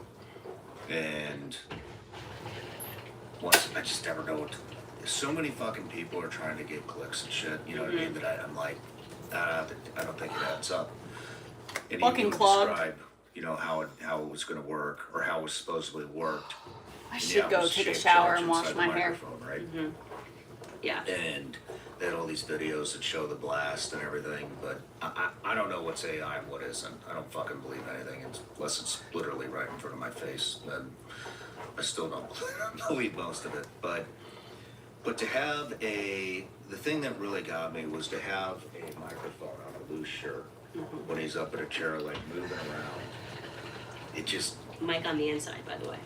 mic on the inside. Yeah, the mic is on the microphone, which is totally senseless. Wait, was it taped to his chest? What you see on the outside is the magnet that's holding the mic that's on the inside. Which, like, any person who mics you knows, you don't put the mic on the inside because you get the sound. The And they were rustling. putting it on the inside. Like, you might do that if it's a super windy day or cold day to I avoid thought the it was wind. that fucking new DJI mic that everybody's using. No, it's a Rode Mic Pro. So that's just the metal, that's just the magnetic clasp that's on the They put outside. it on the inside. Which they started doing, it was a new thing. Or it was just a new thing that they were doing. And so, How long have you been tracking this how long had I been tracking? microphone thing? I always try to approach things with just, what do I observe with my own eyes? And when I brought myself to being able to watch the footage of Charlie dying, the first thing I thought was that he was shot from below. Because I watched his shirt go out, and I watched the friction of his body, and I saw that his necklace broke before he was hit. I always thought that was so strange. I was like, somebody explain to me why if someone shot him from above, his necklace would break first and whip this way, because necklace whips this way, and then he gets hit. And then and I was like, so I just, in my head, and I was assuming that it was a gun, was like, I think someone was under him. Like, that's when I got to explain his shirt doing whatever. And then I saw John Bray, who you're referring to. He was online and he was talking about this explosive. And I saw that and I was like, in my head with my limited knowledge of what he was speaking about, I went, oh, well, it's not going to be explosive, because then if it was a bomb, Charlie would have been burned and charred, and I knew that his body was not burned and charred. And so I kept following him. And what happened was we got exclusively the car photos, and the car that transported Charlie to the hospital, what that car looked like, which they tried very quickly to get rid of that car. They towed it, had it sent for, like, to be cleaned and resold, which is also an absolute nonsense. That car would have been put into evidence. But when I saw the car pics, the first thing I said was, oh, that's so weird. Like, well, why is there black glass on the floor? Right away, just like a ton of like black, what looked to my eye as glass shards on the floor. And John Bray messaged me and he said on X, he said, I just watched your episode. That's exactly what I was looking for to support my theory. And then I said, what do you mean? He said, I've been saying that his road mic was rigged, but in order for my theory to be true, the road mic would have had to explode into a million pieces, and that would have been on Charlie, and they would have had to get that off of him in the car. And so I went, well, I have car photos, and there's very clearly, now, to play devil's advocate, as I always try to do, it could have been somebody's sunglasses they stepped on that broke into a million. It's a lot of glass. It's in the seat that Charlie was on. It's behind. Hard plastic, 80, I think it's called ABS plastic. And if you watch videos of people just smashing a road mic, that's exactly what it looks like. It's littered all over the floor. So now we have to say, why did his necklace break first, then his road mic break second, and we're looking at a trajectory, right? The Grinch who Before he stole gets Christmas. hit, and you do see it move across. Like, if you watch the video again, without trying to be an expert, if you just sometimes look at a video and say, what do you see? Slow it down. What do you observe happening? And that is what you observe. You observe something moving Smoking across dope. his chest, I'm and not then smoking suddenly dope. you see a wound here. And that was my starting point. And so I never bought the idea that he was on, somebody shot him from a low rooftop. That made no sense to me. That nobody saw him shoot him is even crazier to me. This is a college campus in the middle of the day. Somebody would have seen him take a shot. And so I know, then right? That's how you know they're what like added 75. to me thinking this is Well, now very plausible. Probably more like was the 30-06 Superman. 55 to 65. Superman now. That's my guess. You know? Now you're asking us to be idiots. Now the demand is for us to be idiots, and they did it in such an emotionally manipulative, despicable way, which has now become the turning point way, which is to just say God, the Lord, the miracle, and if you don't believe Anyways, in it, then you dope don't means believe in heroin God, now, and you're not just so you honoring know. God if you don't believe in the today's miracle world. of this. This So, was the biggest lie that Erica Definitely not told smoking me, dope. and completely transformed my opinion of her. You think, I sat down with her for 4 hours. I was reticent to explore any conspiracies about her. I was slow to do it because, first and foremost, she's the mother of Charlie's kids. That's first and foremost. Secondly, it required me to have to go through a second stage of grief that I was not ready to do. I had a very hard time with Charlie's death, still do. But to be the person that Charlie was speaking to so much about how much he wanted love, to when I had to take time off and just go to Wyoming and try to get my head right after it, I read through all of our messages, and so I relived it all. And because I was in a phase of denial. I was really at that phase where I was hoping, and I went through bargaining, I went through anger, I went through a very aggressive stage of denial, and I think my husband was realizing that I needed to get away at that point because I was trying to say, like, no, maybe he's really alive. Maybe they put him in witness protection. Like, that's that bargaining. And then also the denial. That's just in my face. And when I got out there, I was reading the messages, and before she came into his life, and Charlie just really, really, really wanted love, right? That was like it, and he was almost like poetic with stuff that he was writing about how love could kind of make men move mountains. And so for me to have to mourn him and then have to consider that the thing that You got your rug back? it just He gutted me. got his rug It back. gutted me. And so He got his I couldn't deny spot it. I back. couldn't deny it. What And a it was good beyond boy. intuition. It was beyond her being weird. It was beyond her being at the office. And then I got the Zoom calls. My assumption was that she was grieving like I was. And my assumption, I didn't know she was in the office the next week. As soon as she got back, she just went straight to the office. And She was in the office the next week. yep, as soon as she gave that speech at the podium that you My saw, beautiful bed. where she addressed the nation, not the I forgive him speech, but like the first one that was like 48 hours after he died, she was in the office that whole week. Just look at this. A lot of guys think getting healthier means adding more and more things Oh to the routine. my Supplements, God. tracking, I am health literally the protocol, happiest more girl on the complicated fucking systems. planet. The older I get, the more I think it I comes think down to snakes getting have a the purpose. fundamentals right and supporting your body at the source. And that's why I've been using Armor Colostrum. Can't wait till I have like furniture and It's a stuff. bioactive whole food with over 400 bioactive nutrients that help support gut health, strengthen immune health, fuel performance, and support overall vitality. Colostrum works at the cellular level, so you're supporting the systems your body already relies on every day. I've been using Armor Colostrum, and I've noticed a difference in how I feel overall, especially with recovery and feeling stronger through demanding weeks. It's pure, potent, natural, and clean. It's also physician-founded, which I like, because this is something I'm putting into my body every day. And I want it to come from a brand that takes the science seriously. I We've like worked out a drinking special offer for my cows' audience. boob Receive 30% off juice. your first subscription order. Go to armora.com/SRS I need or a different pair enter of SRS breeches. to get 30% off your first subscription order. That's My husband did laundry for me. armra.com/SRS. Dude, I'll be honest. When I saw the funeral Is that what we're calling it? like Is that what we're posted calling it? Instagram stories or whatever it was of her like rubbing his dead body of that, I was like, what the fuck is this, dude? What is that? Yep. You're And then using your dead husband as a fucking social media post?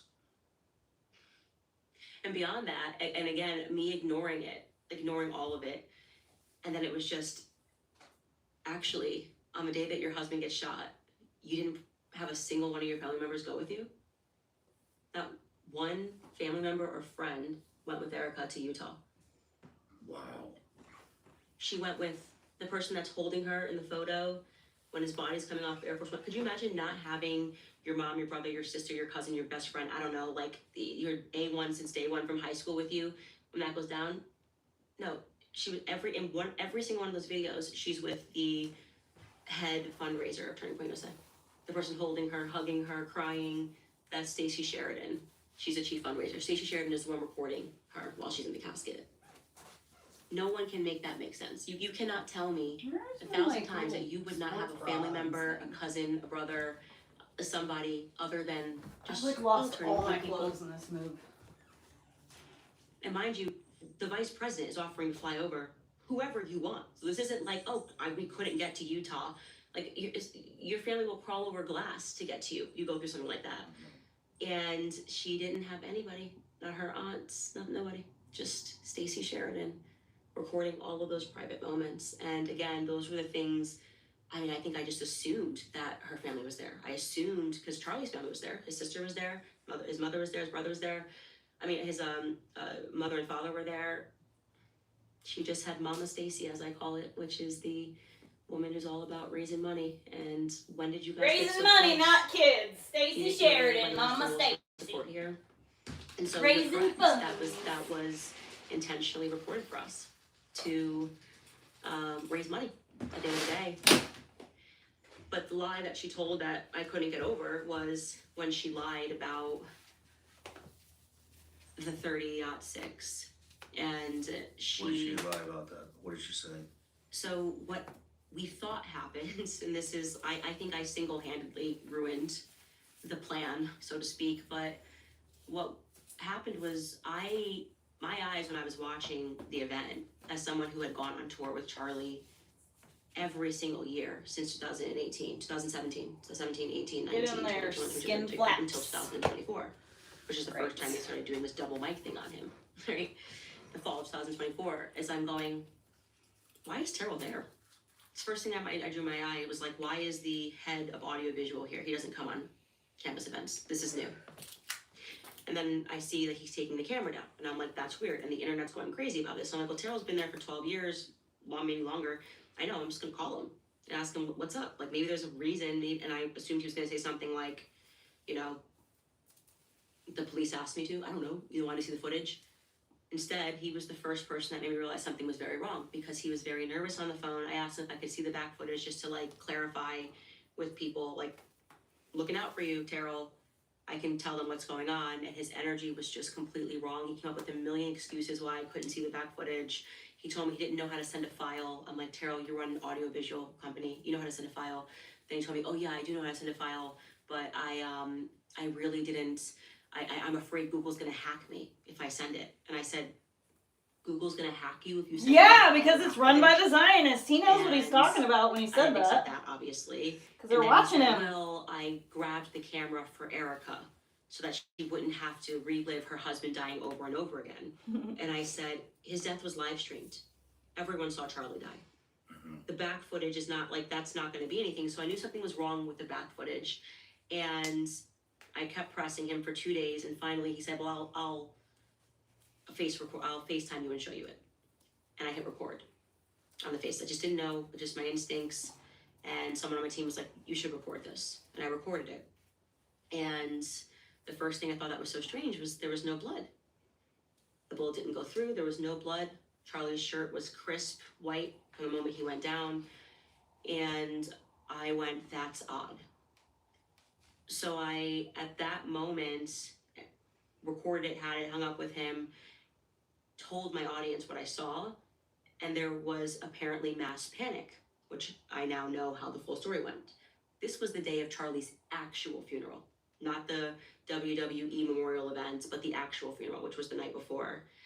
And they panicked that I had seen the footage, and somebody at the FBI called Turning Point and asked explicitly to Justin Strife whether or not I had recorded it. At that point, Justin Strife, who is the COO of Turning Point USA, messaged my husband, called my husband, and wanted to know whether or not I had reported it. And my husband has no idea what he's talking about. He's not. He's like he runs the business. He's like, I don't know what you're talking about. He then comes out to me. He's like, Justin's trying to keep asking if you recorded this footage. What's he talking about? And instantly in my mind, I said, that's a really weird question. Why does it matter? Why does it matter if I recorded the footage? And I said, don't answer him. I'll deal with it.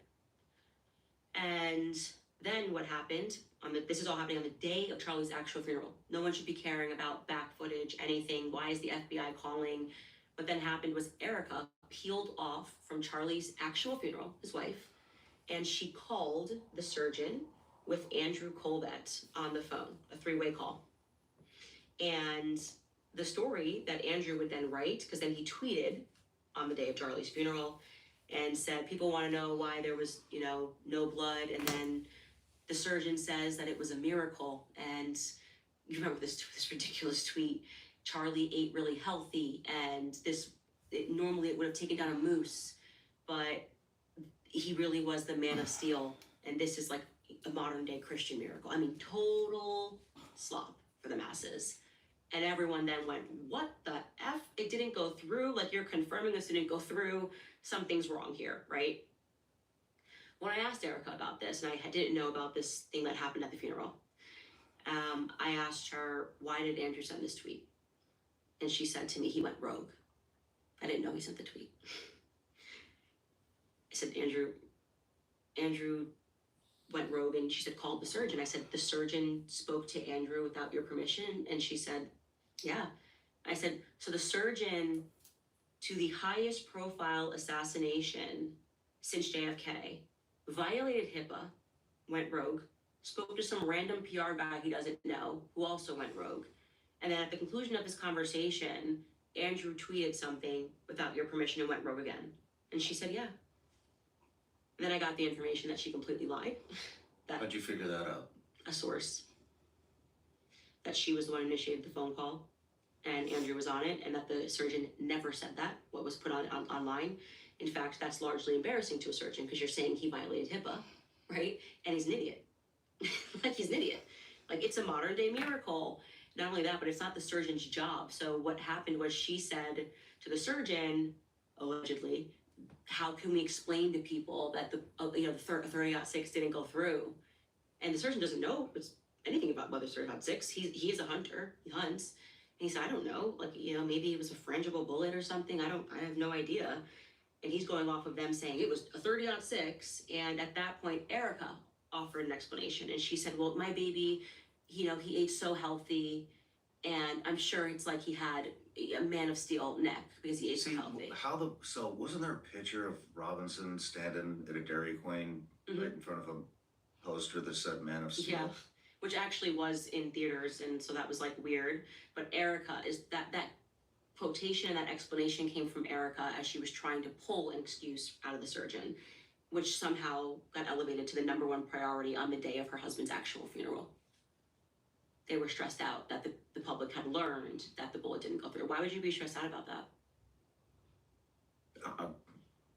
I would be mourning my wife, who my significant other. Yeah. I wouldn't be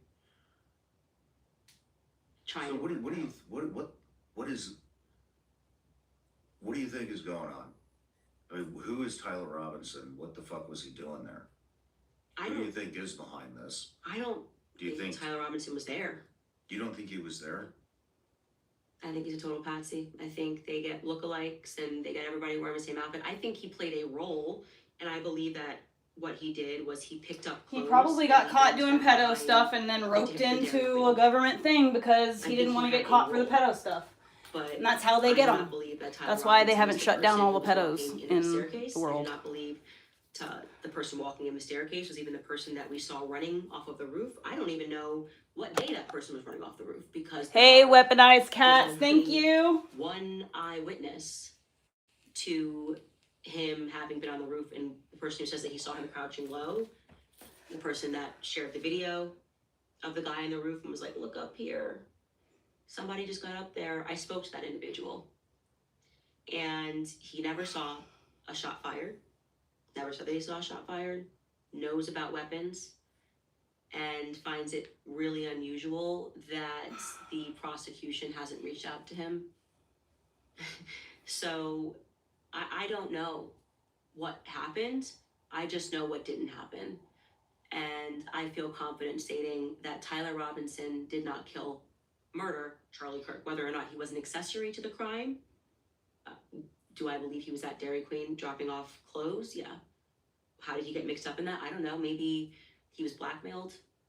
Maybe he got involved in some weird stuff online. That's the easiest way for the feds to blackmail someone. I think his roommate is a federal asset, Lance Twiggs. The person. Why do you think that? Because the police didn't even question him, which is bonkers. Yeah, Lance Twiggs. I spoke to Lance Twiggs, his family, and they think he's involved, and they don't understand why the police just sat him down for a few hours and let him go. And they said he's involved in a lot of bad stuff.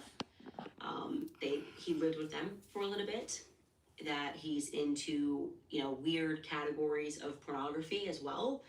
And so they were shocked that the police just had never had any interest let me do that in Lance for a while. Twiggs. And he is crucial to the story that they're trying to tell as the roommate. If they're in a gay relationship and you're dating him, you would have access to his guns. You would have access to, you could easily set up somebody that you're dating. And that's what my gut tells me is Lance Twiggs was a federal asset. Is a federal asset. Shit. Who was the guy? Wasn't there a guy that said he did it? That was also at 9/11 or something? Oh, I call him decoy boy number one, George Zinn. What the fuck is that? So George Zinn instantly gets up, says he did it, his pants fall, and people are recording him, and it creates, I guess, just a bit of a distraction. What I have on authority from the hospital that he went to after, he went to the hospital to get treated for some mild injuries, is that he told the nurses that he was paid to do it, but he didn't know where the money was coming from. And this guy was also in New York when 9/11 happened. I don't know if he was in New York, but he has some story about 9/11. Pretty good for Some weird 50-year-old connection. knees. Connection. Yeah. I don't know exactly what it is. Mhm. I can't remember a bit. No, you're correct. But that's what he told the nurses that day, that he was paid to do that. We didn't know who exactly was paying him, just that he was going to be paid for that. Do you think he was killed because he was going against Israel? 1,000%. Why him? 1,000%. Lots. You go against Israel. Why not you? Well, I Or are think you Planning sure? on it. You just killed her right now with those gummy bears. People leave. Mark my words, Andrew Candace Cole Owens was is gonna supposed get to be fatally just an ill interesting thing with to some say. kind of weird Andrew Cole said to me sickness a few that's days like after rare the and weird, assassination. or she's gonna die from And some at the kind of moment, I just sickness, took it as or poorly expressed something. grief. he just gave her gummy bears Because I didn't on want camera. Andrew to be suspicious because I just didn't. Oh, my hip My is mind falling. wasn't there, but he said to me on the phone, it was supposed to be you, Ooh. verbatim. Are you serious? But I thought that was just. He was crying. I was crying. I thought He he just said legitimately something. said it was what supposed to be you. it was supposed to be you. So I have questions about that now. Given everything that happened in the lead up to that, I think Charlie knew something. I think the biggest question that has not been answered in all of this is what happened at the Hamptons What do you when mean? Bibi Netanyahu called. I don't know about this. So it was a couple of weeks before Charlie died, well, August 5th and 6th. Oh shit, she's crying. He did a summit at Bill Ackman's house where, Bill Ackman was kind of hosting a bunch of pro-Israel people. And Charlie was pressed on his changing views. And he was pressed by Seth Dillon. Voices were raised. And he wanted to know why he's not, why you can't criticize Bibi Netanyahu and not be called anti-Semitic. There was a smaller dinner that took place, and Bill Ackman, Erica was present, and Oh, I Bibi almost Netanyahu. still got it. Now, what I was told directly from Andrew Colbett, which Erica didn't know that my source was Andrew Colbett on this, she was surprised in person when I told her this, was that BB offered to take Turning Point USA to the next level. And Charlie said no. In exchange for what? Also, how does an organization that's pulling in $150 million a year, what is the next level? Ooh, I just felt it. Oh, yes, yes, yes. In exchange for what? Do you think he in exchange for him pledging it to just popped a preach little free bit. markets and capitalism? I popped the 3 bones in my moment that spine you between refuse the an offer top of my from a hips man and my that tailbone deranged, by squatting in the psychopathic, kitchen in front of that bloodthirsty. the counter, You just like know. this, and I pushed up You with the know counter and twisted know like this a obviously little has bit while I was Zig pushing Zig's up, enormous and I pushed, amount of influence over applied the pressure, current with this administration. side to really make it, and enormous amount of it just went, influence.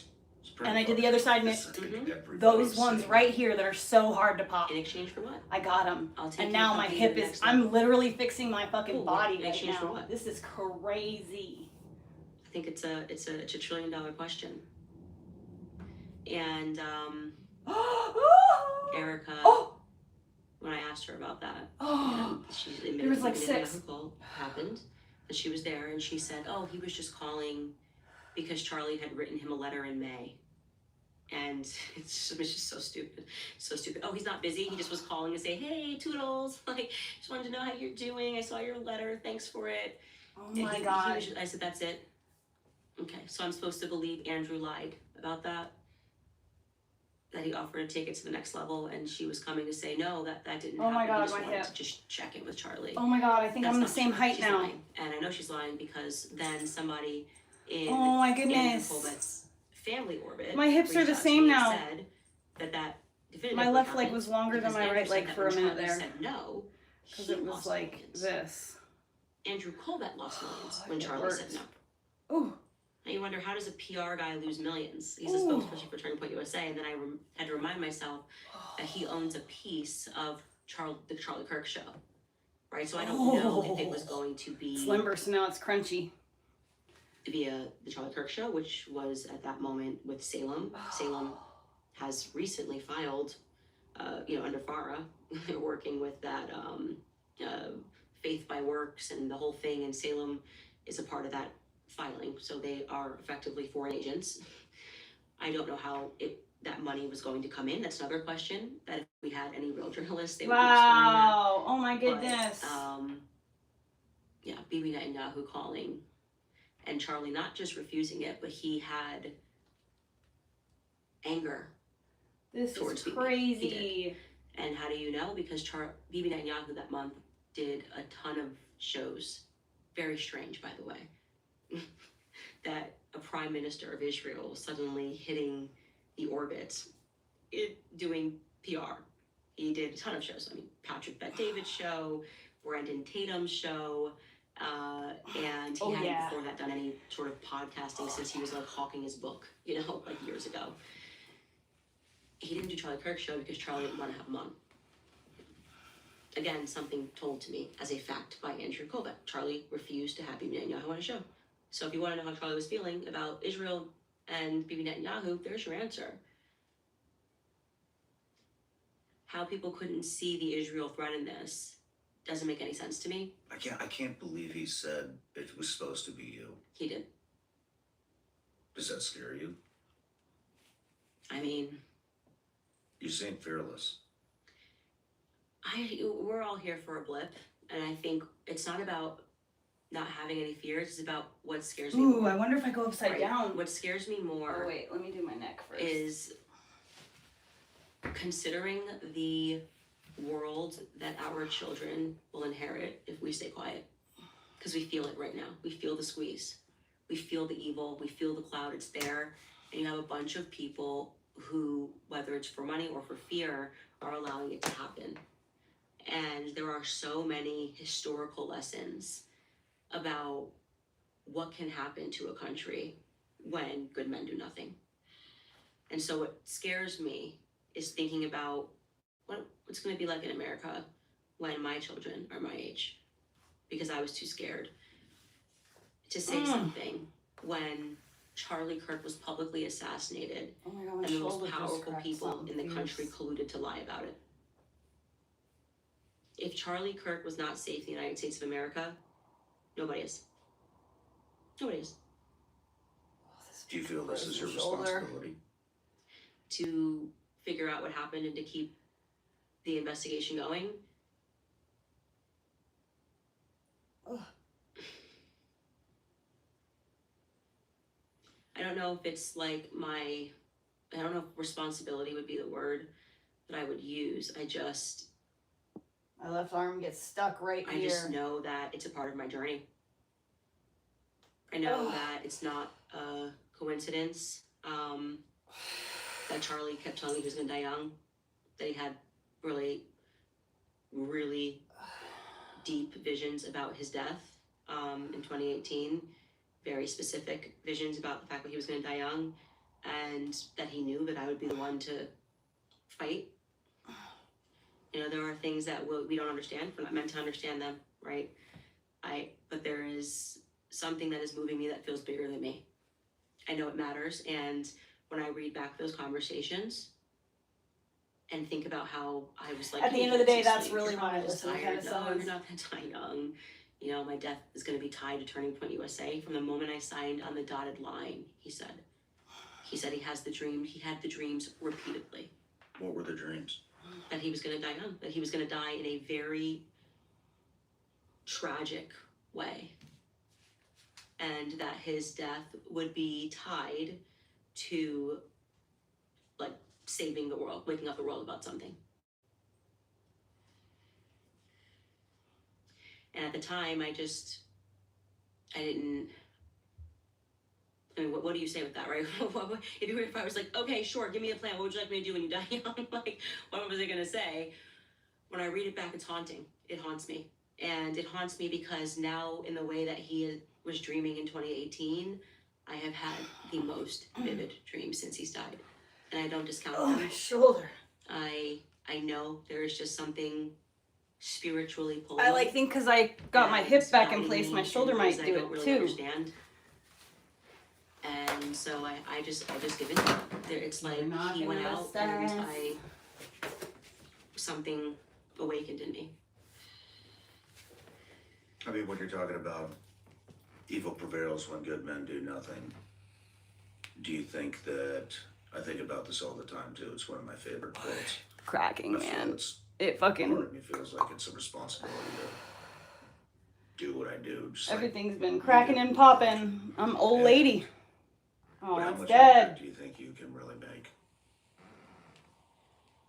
You know, I try not to stop and measure my impact. I know that every day when I wake up and when I decide what I want to cover, I am doing it out of a unique passion. I care. Mm-hmm. And something is motivating me that's real. And I think people respond to that. And it's made a difference. Charlie is trending every day. He's trending every day. And that's not what they wanted. They wanted everyone to stop talking about him the moment Erica and Trump hugged on stage at the memorial. And she said, I forgive him.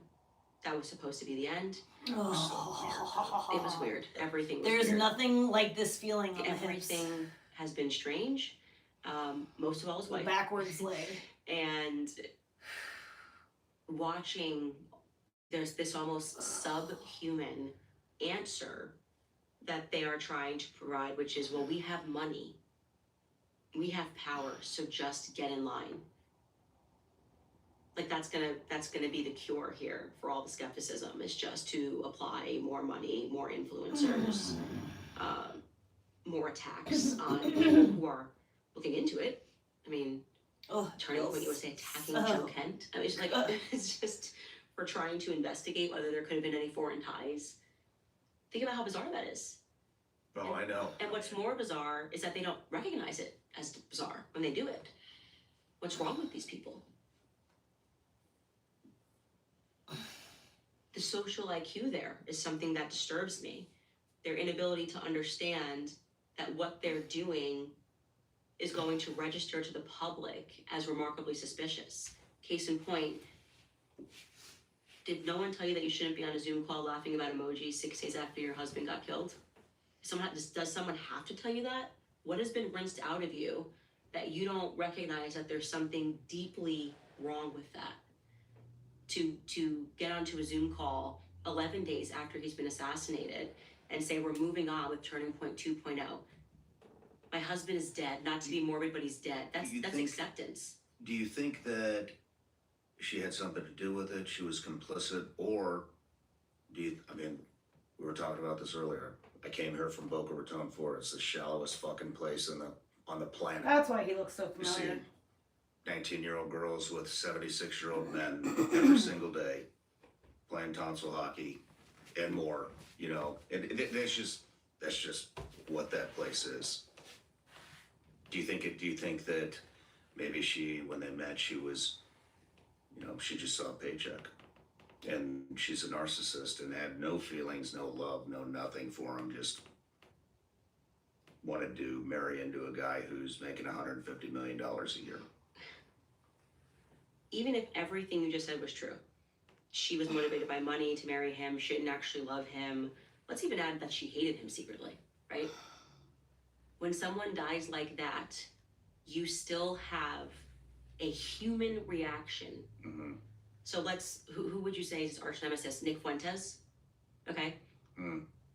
He delivered a more impassioned response to what happened to Charlie than Charlie's wife did. Even your worst enemy. That's what I'm saying. Like, remove all that. Even if it's your worst enemy in life, Mm-hmm. when someone dies like that, it stirs you because you're like, okay, I didn't like this guy, but like, man, I didn't want him to die like that. You know, that's not how I wanted. I wanted to, you know, debate him. Mm-hmm. I was having fun hating it, whatever it is. That we couldn't get that from his wife. And when I go back, because I think I did suffer, my sister said to me, you know, right away, she came down and I couldn't eat. And she said to me, Candace, you need to recognize that to watch somebody that you know die like that, it's like a brain trauma. Like my brain was like trying, and I'm sure you understand this, as military guys deal with death, I think, a lot more than we do, a traumatic death like this, but it's like a brain trauma. It's the only way you can describe it. And so I was not even paying attention to certain things that I now see with very clear eyes, like her speech, like you said, at the memorial. Erica actually doesn't really tell you anything about Charlie in that speech. It's a speech that's laying the groundwork for Turning Point 2. She tells you, every time she speaks about Charlie, she actually tells you about how great she is, how much he loved her, how he wrote her notes, how he wanted her to take over Turning Point USA. Bloop, bloop, And bloop, bloop. she didn't write the speech. I learned that because they fired a bunch of people. She didn't write the speech. Erica doesn't write her own speeches. The idea of not writing the eulogy, and that's why we don't learn anything about him, that we couldn't find on Wikipedia. There was no Substance. There's no substance. Who was Charlie outside of Turning Point USA? You can't find out in that speech. All Charlie wanted was Turning Point USA 2.0. Turning Point. He cared about the students. He cared about looking after men like Tyler Robinson. I forgive him. This is what Turning Point's all about. Turning Point. How many times they say Turning Point? I mean, even at her podium speech, and I felt weird about it the first time when the 48 hours afterwards, she said, you want to help, here's what you can do. Go to turningpointusa.com. Out of nowhere, an ad read. The first time she addresses the nation, go to turningpointusa.com. Holy shit. I can't even stomach the idea of being able to say something like that. But her whole idea is this is what he wanted. He wanted your money to go to Turning Point USA. And then you can contrast it with Vanessa Bryant's speech. And you see what a grieving widow looks like. And you listen to the story she told. I rewatched her speech and I couldn't get through it because I loved Kobe. I loved Kobe Bryant. And I loved Kobe. See if I can not bang my toe on it like that. Amazing at what he did. But how weird. I want to get one of she gave those speech chests he at the end of every my single bed. day, and what he loved was the Lakers. And if you want to support the Lakers and support no, she said. I think I have a chest in my storage we unit. didn't Actually, even know Kobe. By the time you get through her speech, you realize you didn't know Kobe. I loved Kobe, who he was in the court. This is her husband, and she knew Kobe, and she shared that with us in her eulogy, Vanessa Bryant, like who he was as a father, who he was, who he was at home. And you realize there's no humanity in Erica's speech. She doesn't want you to think of Charlie as anything other than a vehicle for Turning Point USA, and he was so much more than that. He was so much more than that. And I think that's why, in retrospect, people watched my show. And people like Taylor Lorenz said, why do I feel like, she tweeted, why do I feel like Candace Owens is the only one that actually cared about him? I didn't even realize that when I was just saying, you know, sharing all of those like little moments I had with Charlie, that was unique. And that nobody was getting that from anybody who worked with him. They were just trying to encourage you to donate to Trans USA. This is what he would have wanted you to do. Holy shit. He wasn't like, yes, he loved building and he loved politics and all those things, but the actual Charlie was, he was just so funny. Like, I mean, it's like the fact that they didn't tell you who Charlie was and how he was really good at voices and like he could mimic anybody's voice, and he just had the best sense of humor. He really did. And everything was just left on the table. They didn't care. It was all about building what Erica was going to step into. Man.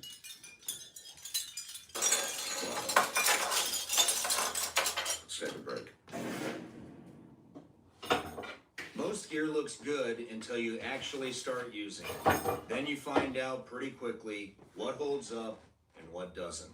That's why I keep coming back Where is all the others? to Roka. These aren't just lifestyle sunglasses pretending to be performance gear.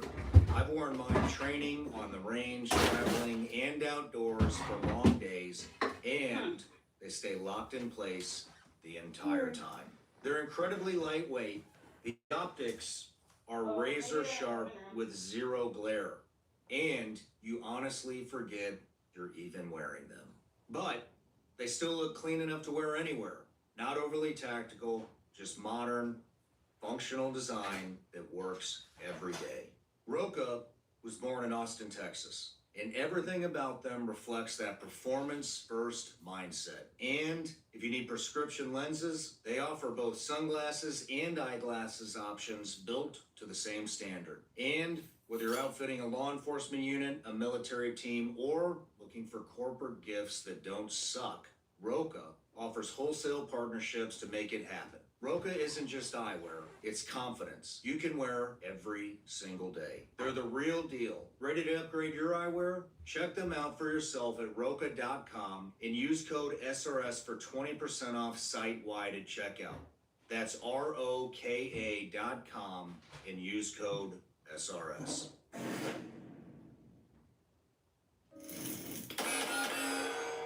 Welcome to Hollywood versus reality. They do it, right? What does he do in the movies? Tell me if I'm doing this wrong, because I don't watch it much. A little flick like that, right? Seems pretty cool. It is pretty cool. Gotta silence it.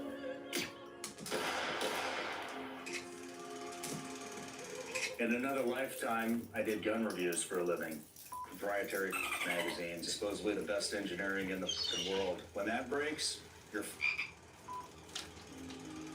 and now we're bringing it back. It does look pretty cool. I gotta admit that. All right, Candace, let's get back to you. So 2007, looks like you got threats in your senior year. Yeah. What was that about? I remember writing my first book. It was one of these moments I that did it backwards. made me understand the media and how the media functions, sort of their ability to lie or sort of to create a narrative. And in retrospect, what happened could have just been understood in like a very high school way.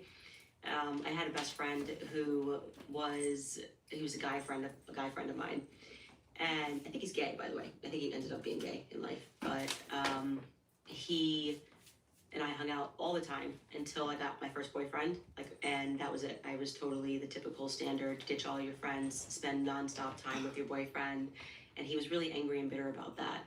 Not because he liked me or anything, but it was just, I guess, a disruption. And so one night, I guess, he rounds up a couple of guys who I had never met in my life, which is why it was scary when it happened, because I was thinking, I don't know who would leave me these messages. And they left, the boys, and I mean, the youngest was like 12 years old. I think, having his first beer, and they left like horrifically racist messages. Like, there's no question.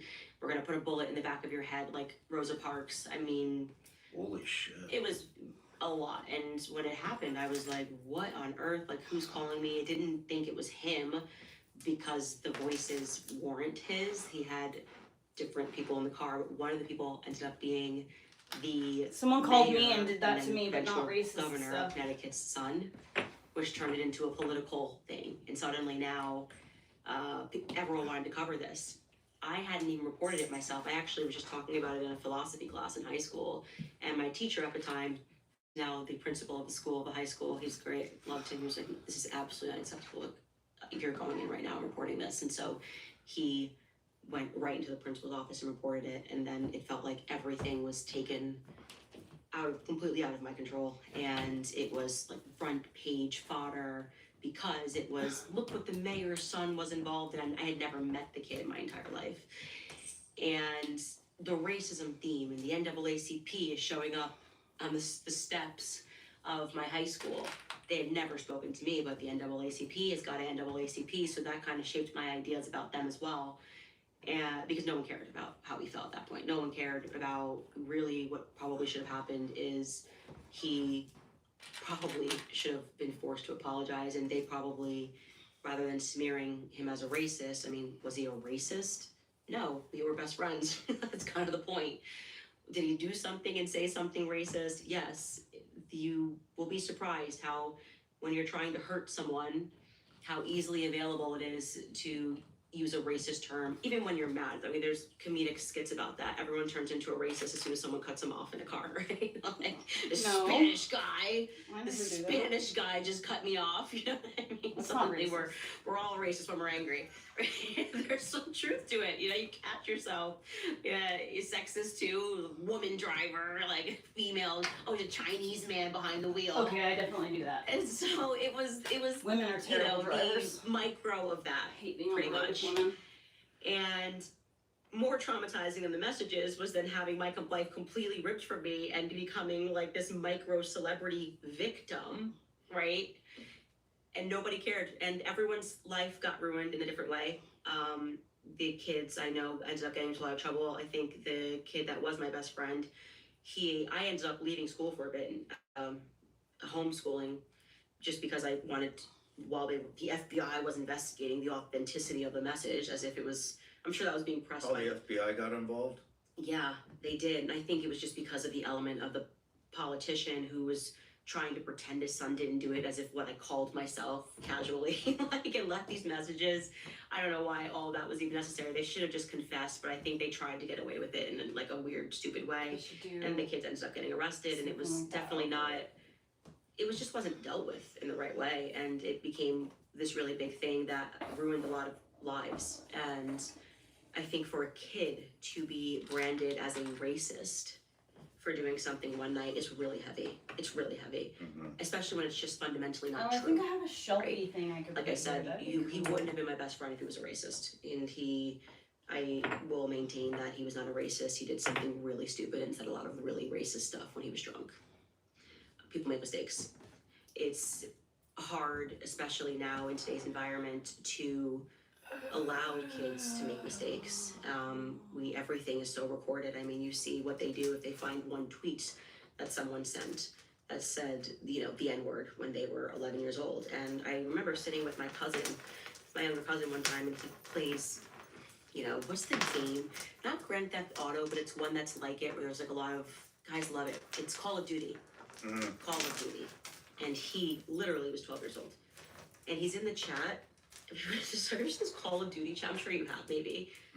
And it's unbelievable. It's just like this whole, and he's in there saying whatever and saying Allah Akbar and throwing a bomb, and he's like a 12-year-old kid, and I'm just sitting here going, okay, this is just 12-year-olds just trying everything out, saying what they can. You're gonna push boundaries. I mean, it's a part of coming of age, like you push boundaries. And you know, Louis C.K. did a really good skit talking about what the phones are taking away from people. And it's this natural stage where people want to try out. I'm gonna put my Jill on the charger anyway. She's gonna knock this shit over, obviously.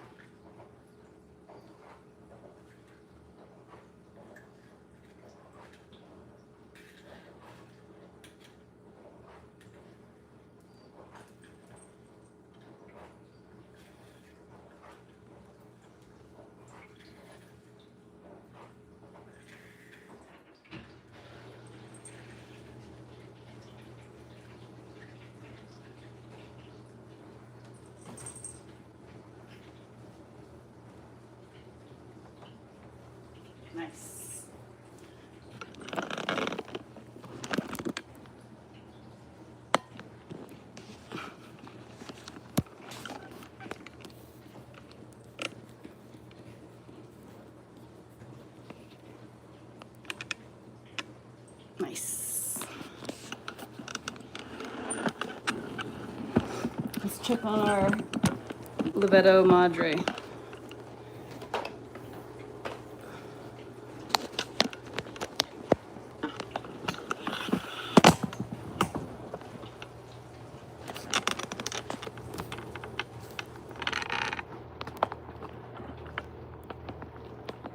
Yeah, that's what it feels like, right? Trauma Dump Podcast. I'm not a fan of Sean Ryan at all.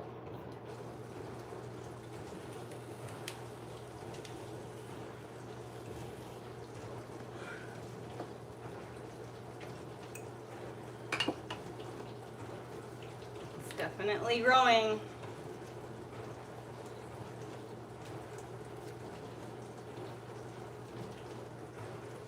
These guys are going like crazy.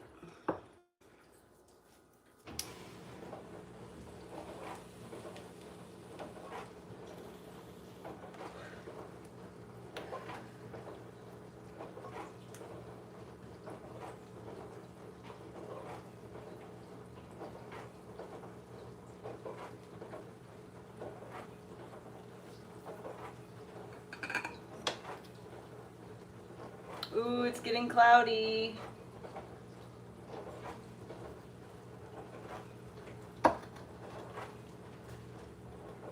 Nice and warm up here.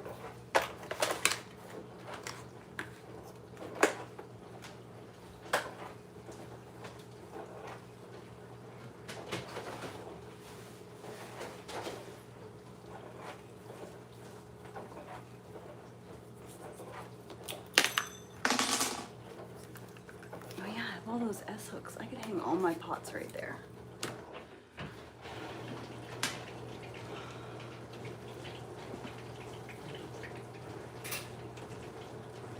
Alright, now that this is dried out, I wonder if we could put it back together. It's just absolutely thrashed.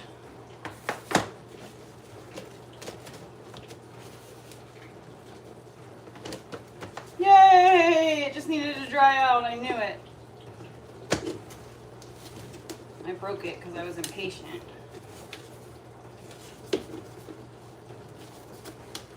The lid is fine. It doesn't have to go on all the way, I suppose. Aw, it is still going to give me a hard time. Let's try and line it up by the seams. Ooh. ¿Por qué no?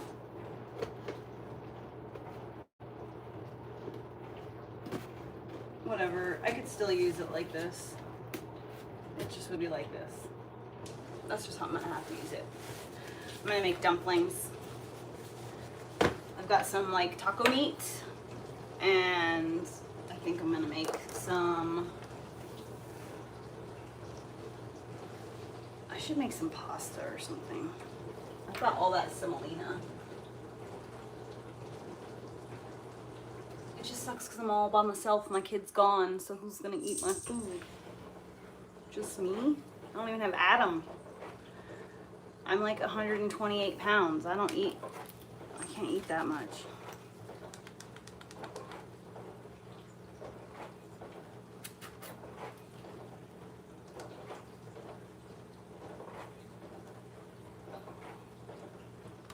I need to get all of my books out of the garage.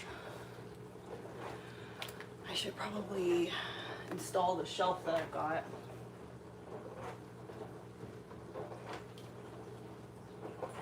Oh, so clogged.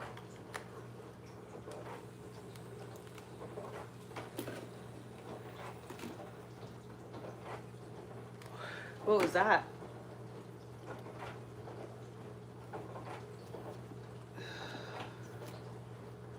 Look, I don't care about that. Just let me minimize my fucking screen. What is that? Oh, it's TikTok. It's just a weird user profile.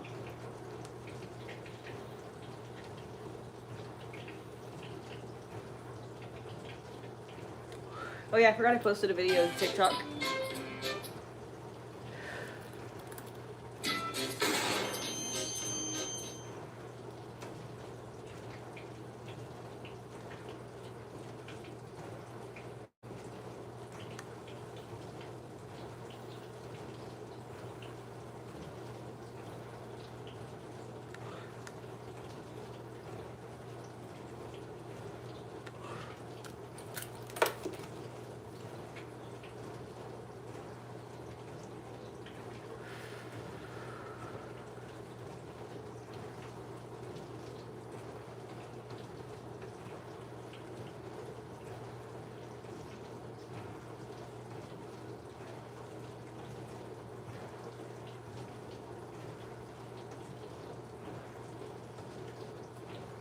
Dude, that video that I posted about bacterial vaginosis, absolutely, it has for the last 2 years. Hold on.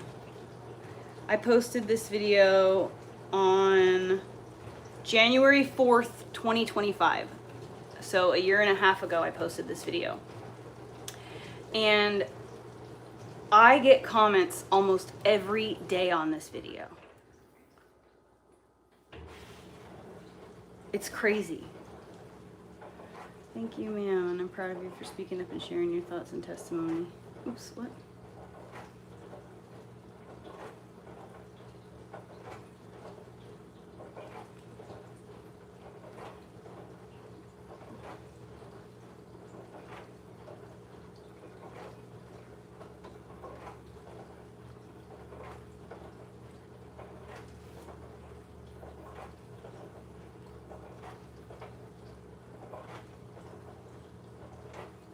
Oops.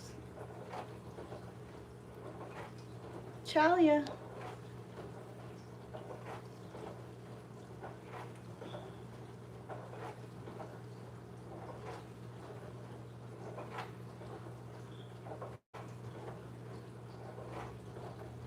Anyway, I have girls that message me privately and girls that comment on, that go back to the video and say that they tried it and it worked for them. There's one girl that just commented like yesterday. She's like, it's the only thing that took away the BV after years. And it's so sad that girls don't know like how this happens, and they end up getting like essentially like a reputation or something for having like a stinky coochie. That's like horrific to even think about. And it's not anything wrong with her. It's 100% the man's fault. Because men have dirty ass dicks. And yet the girl suffers all of the problems. And that's why we as women have to be very, very careful and choosy who we allow to enter our most sacred area. Like, that's crazy. I can't even imagine like just sleeping with someone. I can't even imagine it.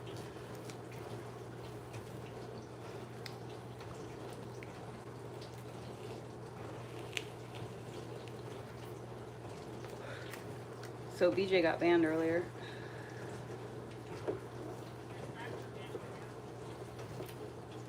Hi.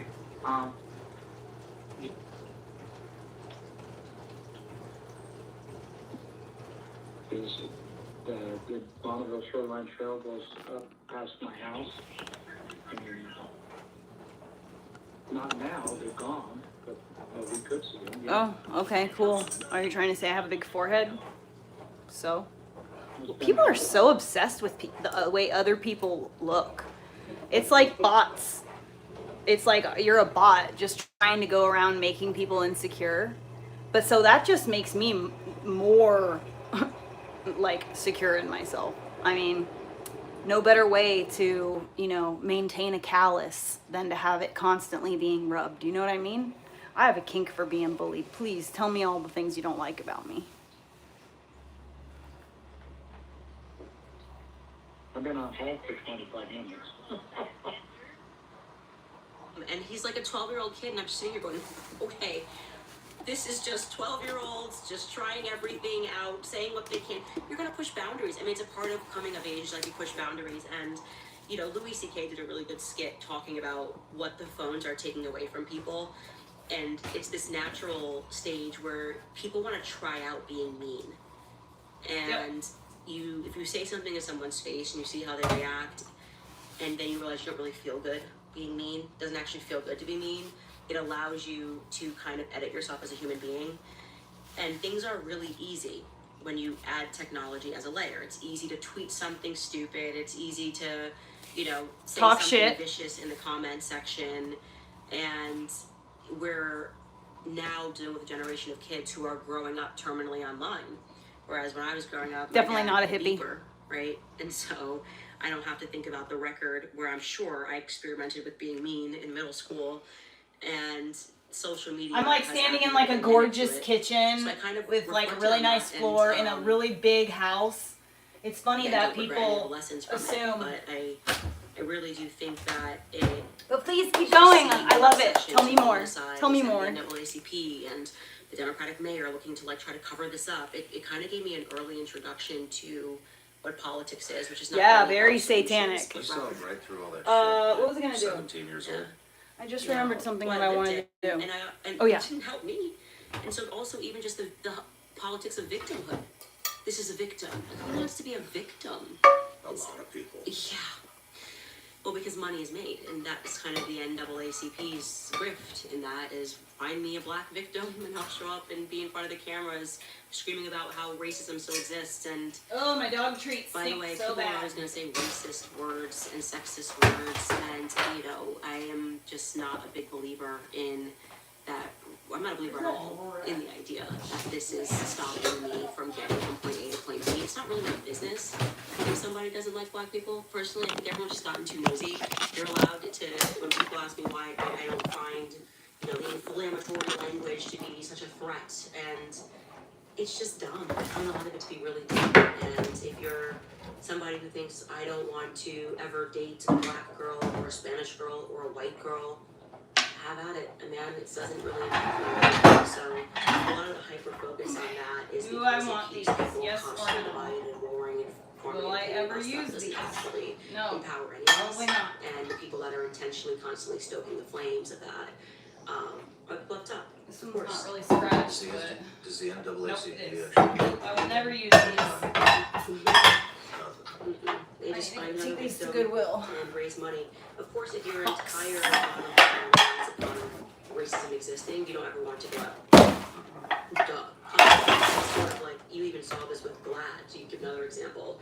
Their whole bridge was all about gay marriage, gay marriage, gay marriage, and then they got gay marriage. And they were like,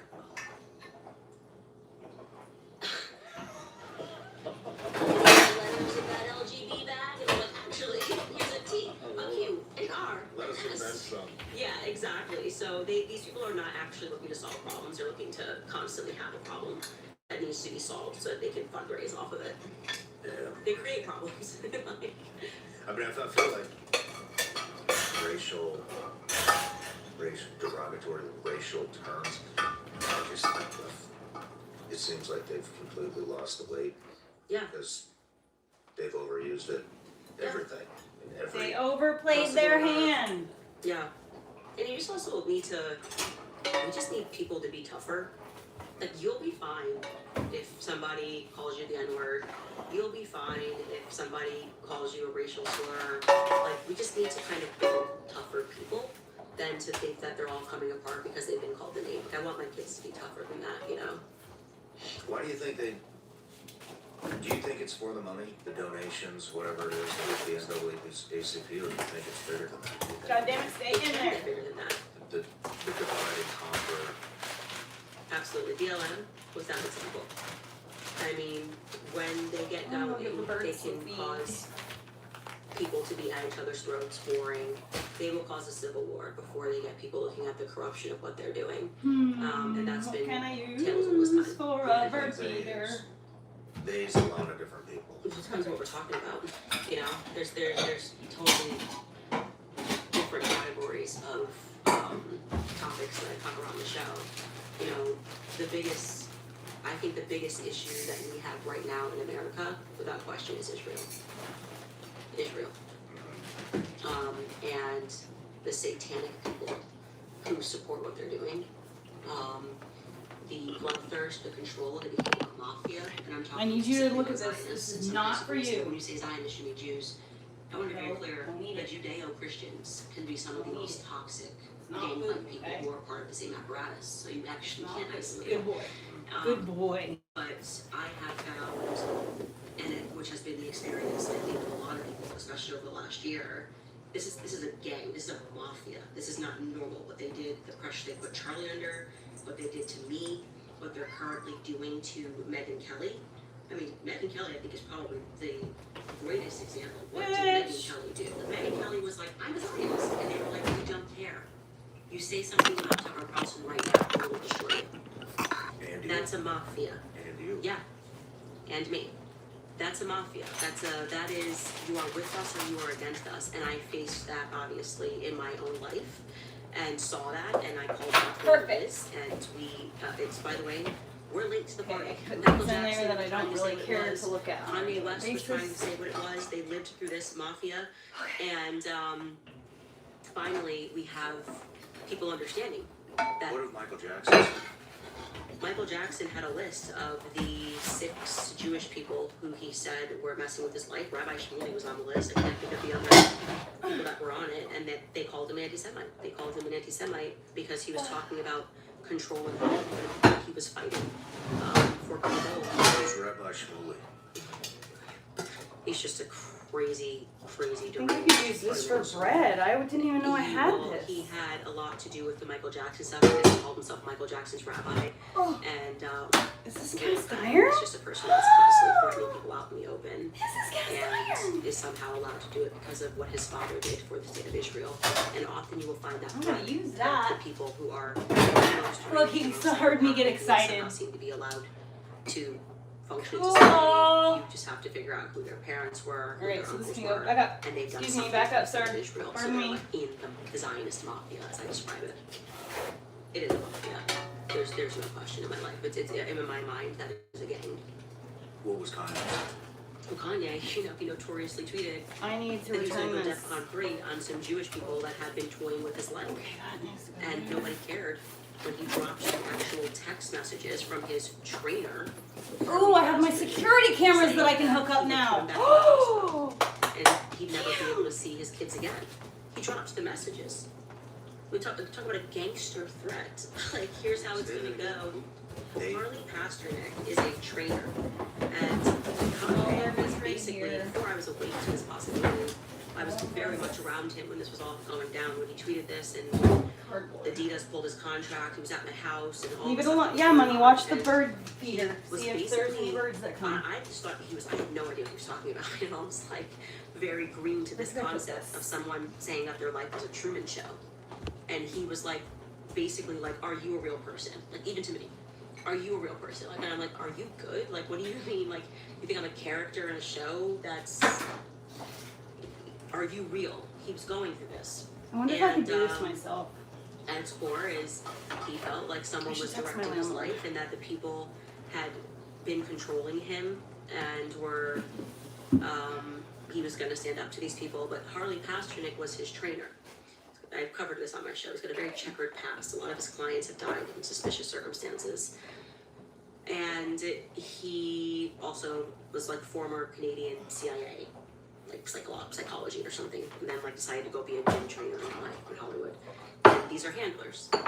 Handlers are real. This is a part of the onion of his art, in my view, is the handlers who are supposed to see if they can bring you back to the side of reason. Can't you see the error of your ways? And even when you're completely right, their job is to gaslight you into thinking that you're wrong. And I've had my experience. I believe that I had handlers who didn't recognize it. But Kanye, when he kind of really woke up to that, Harley Pasternak, he shared the message that Harley Pasternak, his trainer, gym trainer, wrote to him. And he said, you know, here's how it's going to go. Maybe he said, or something. And then the message reads, or I'll take you back to Cedar Sinai, because Harley Pasternak is the one that got Kanye put on a psychic 150 hole when they drugged him. And he said, and we'll take you back to, I think he described it as La La Land, and he said, and play dates with your kids will never be the same. We'll drive you out of your minds. Holy shit. It's in writing. The media just let it go. And said Kanye was crazy. I said, no, Harley Pasternak's crazy. Who the hell is this guy? That's not how a gym trainer talks. Who is this guy? Holy shit. And so when stars, Hollywood stars, have been screaming and trying to tell you that something is wrong and that they suddenly wake up to the fact that they're in a prison, the first thing that happens is another layer of the onion comes out and calls them crazy. That's how that works. They say this person's having an emotional breakdown. They diagnose the people. And the reason for that is because it was that strategy of modern psychology was developed by Sigmund Freud, who was a Satanist, full stop. He was into Jewish mysticism, the occult, Sabbatian Frankism, and he began gaslighting kids who actually were being raped by their parents in Vienna.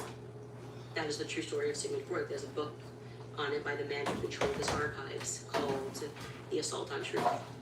This is a book written by a Jewish man. There's no anti-Semitism in this book. And he worked under Anna Freud and was due to become the next director of the Sigmund Freud archives. So he was a fan of psychology. He believed in Sigmund Freud's theory, which was that kids are attracted to their parents, wacky. And then he learned to speak German so that he could read Sigmund Freud's notes and his letters that the public has never seen. And he realized that Sigmund Freud was a complete fraud. And he rang the alarm on it. He said he knew, he literally saw and knew that these kids were being abused, that these kids were being raped. In some cases in Vienna, they were being raped and murdered in such satanic, vicious, occult, ceremonies that they died. And he would then go to the morgue, he observed their injuries, he knew it was real.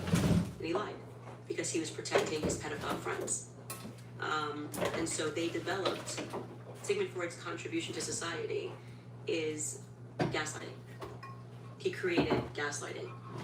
So you can draw a direct line from Sigmund Freud to modern propaganda. His nephew is Edward Bernays, the World War II propaganda, all of that, that's Edward Bernays, to PR that we have, that the Freud family is still the biggest PR family in the world. They do PR for the royal family, Matthew Freud, and this is where we're at, is gaslighting is another onion piece of a layer. So when you realize someone's wronged you, and you say, this is wrong, they then send people to try to make you think that you're the crazy person, and I dealt with that firsthand.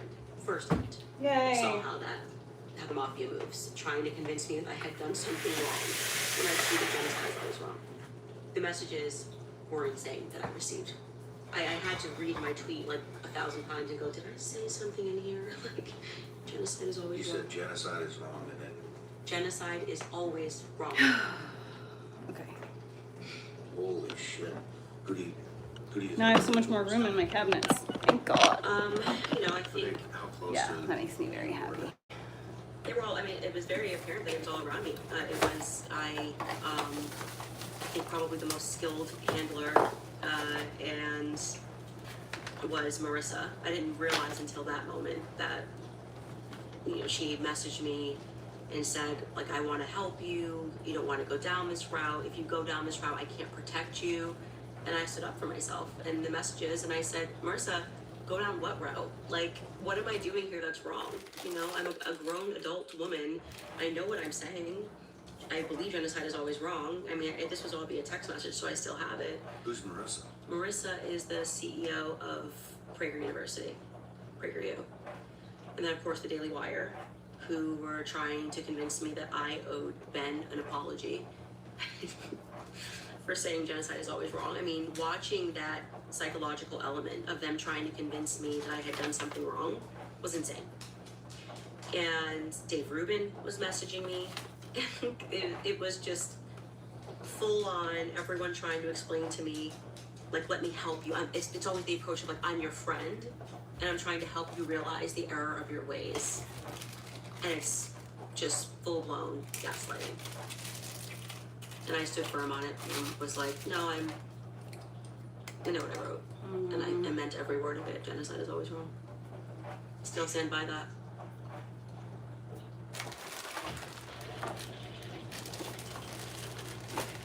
Yeah, you gotta be careful. How do you hire? Well, That's like the most. I get so fucking paranoid when I hire. Everybody hates hiring. yeah, I really fucking hate hiring yeah, because I don't trust anybody.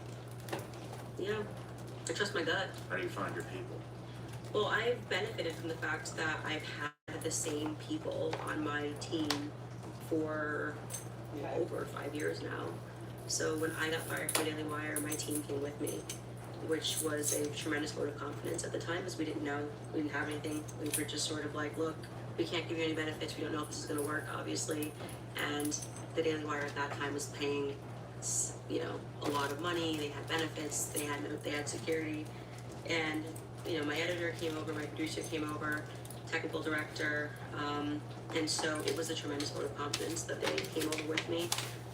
so I know that they believe in me and they believe in what I'm doing. So I'm lucky that we don't have a high turnover rate, and I haven't had to be trusting. And I'm just very grateful, I think, for to have that. And we're tight. We have a good time. We have fun. I believe in SEAL Team 6. I like to keep the team small and effective. I don't care about, appearances and having 90 people working for me, and, I can dress myself. So it's a small team. And when we do have to hire, I go with my gut. We recently hired a new director, and he's been fantastic. And the reason why he was great is he just totally sits outside of the entire wheelhouse of politics. So he was just a burst of fresh air, and loves to research, just a great positive attitude. And you have to want to be around the people too. You spend a lot of time, you're fighting a lot of battles with them, and so you want to keep them motivated and have a good time and be able to laugh and enjoy each other, have the same values in life. I think everybody on my team is in a really good place in life, like fulfilled by their relationships, by their marriages. So it feels good. Good for you. Yeah, we're in a good spot. Good for you. All right, let's go back. I a fucking couple hate years. these cheap Where'd ass you go? fucking Where'd you go things. to college? Okay, where'd you come from? University of Rhode Island. That incident in high school happened Are you when serious? it was in my senior year, so it kind of threw my entire senior year into chaos, and I'm lucky I even applied to college. I almost didn't even apply because it was so crazy, and URI was like close enough. I just applied RI, got in, went there. What'd you want to study? English and journalism. I have a double major in English and journalism, so I think it's quite cool. Yeah. Where do you go from Where did I go from there? So actually, the story is I finished my degree later because Sally Mae had a huge collapse and didn't give me my loan for my senior year of college. I have senior year issues, I've realized. So you've got some senior year issues. And so I had to figure it out. Sally Mae basically was like, you have 1 year before we start knocking on your door and demanding your firstborn child. I had $100K in student loan debt. They weren't going to pay for the last year. Crazy. I could wax poetic about the industry of student loans. It's so predatory. Finding poor people and getting them to pledge. It's just to be in debt for the rest of their lives. But I then moved to New York City. I had no plan. I picked up a job nannying, and was like, while I was nannying, if I could just start applying for jobs, because these loans were starting to haunt me, and I had to make some money and get out of debt. And so I was like, if I get my foot in the door anywhere, I can sell myself. I can learn anything. I'm a really hard worker. And my second interview at a private equity firm, I saw that they pay their assistants really well, these private equity guys. And so my second interview at a private equity firm, I got hired to be a second assistant and hired on the spot, which was fantastic. And then I stayed with that company for 4 years. And when I left, I was like the vice president of the administration. Wow. They were fantastic to me. I was treated really well. And I got to travel the world because it was one of those jobs where I had to do everything. Everything. I mean, his wife. Did you just say you went from second assistant to VP of the entire company in 4 years? VP of the administration. It was a small company, so I don't want to make it wasn't like there was like 1,000 employees. It was like almost like a family style trade desk, a true private equity structure. I mean, maybe 18 employees, which was nice. It actually is part of the reason why I like the idea of a small team, because I saw it work. And they were killers. We worked really hard, and I got to meet a lot of really cool people. They invested also in movies, and there was a lot of traveling involved. So I got to see the world on somebody else's dime, which was great too, because he also, when he had crises happening in his personal life, he really trusted me to just learn anything and figure it out. Whether it was building a house in Montauk, whether it was, I ended up with Snoop Dogg in Croatia. You know what I mean? There were so many crazy adventures, and no 2 days were the same. So I had a fantastic time while I was there. And and I was there to pay off my student loans. And so every time bonus season came around, I would just ask him to pay another chunk. You know, hey, Can't can you pay remember another which chunk, pay another way. chunk? And he did. I was working for the principal there, and so they also even put me through. I went down to learn Spanish.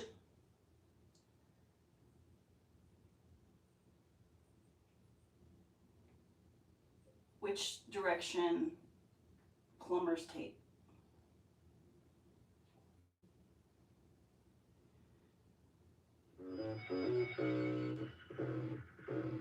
Hey YouTube, welcome back to another RCWorks video. Today we're going to just quickly show you the proper way to apply Teflon tape and also just discuss a couple of situations where you don't want to use Teflon tape. So let's jump right into it. And in order for me to use this Teflon tape, I'm going to need to go grab a little bit of pipe.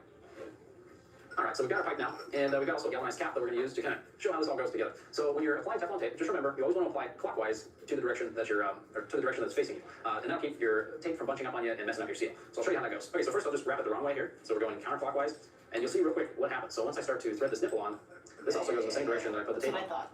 So now you can see the tape is starting to bunch up here and kind of lift. And that's going to have a big impact on the sealability of this because it's just not going to be able to seal. So if you were to do your Teflon in the appropriate direction, then that won't happen and it'll be much better. So let's take this off. So now if we take our Teflon and apply it in the appropriate direction, and I typically like to start at the top of the thread and work my way down. So I'll first overlap my first pass here, and then I'll go about halfway down. And I like to do a good 2 to 3 wraps. You pull that off, push that over, looks real nice just like that. And we thread the nipple in.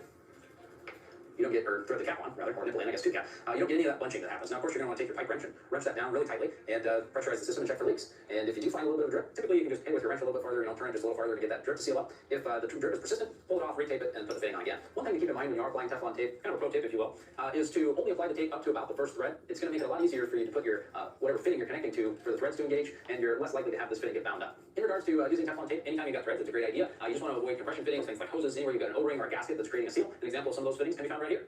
We have a couple of hose connections here. You see you've got a little O-ring in there, so you're not going to need any Teflon tape for that kind of a connection. So keep that in mind. Hope you enjoyed. Don't forget to like and subscribe. New videos Tuesdays and Fridays. We'll see you next time, YouTube. Okay, so I might not need this Teflon tape for this one because it does in fact have one of those. It's already got one in it. Did you give me an extra? Okay, so we need connector, nut, and a little doodah. Okay, well, we'll just try this and see if it happens to work.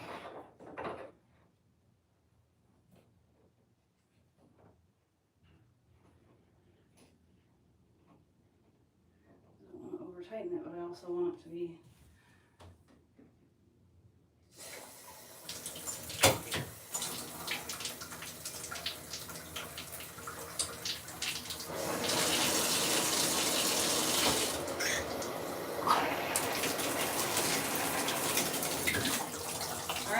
no leaking. All right, that's pretty cool.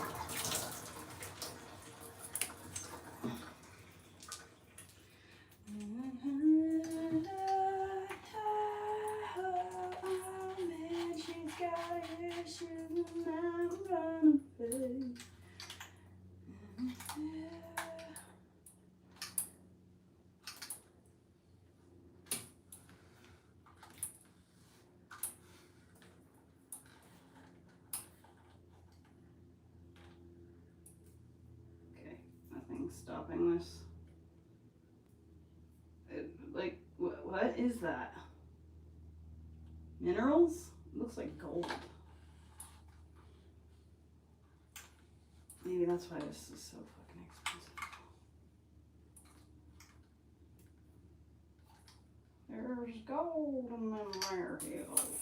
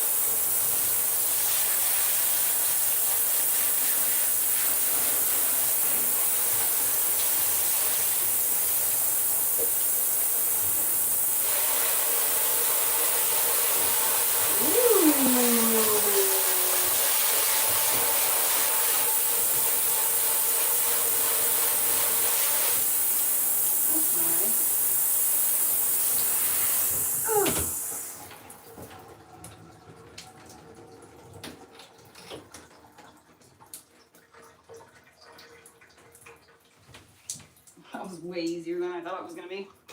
Should have done that like a week ago. Okay.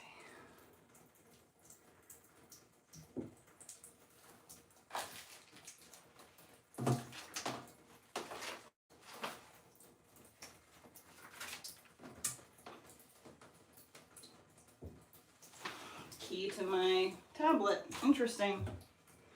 Wonder if that happened to lay it. Right there. That'd be good.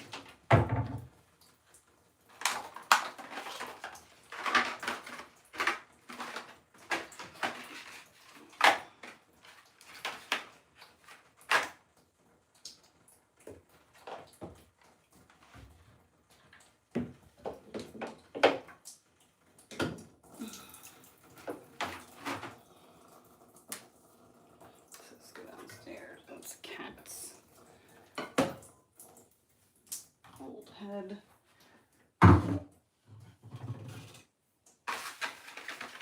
Switch out our toothbrushes for new brushes. New brushes. Let's go to the kitchen. Kitchen. Garbage. Oh, that could go under. Okay. Now my bathroom looks better. It's starting to make me crazy.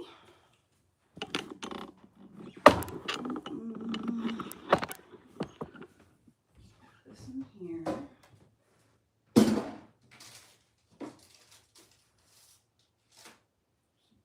Burn some incense.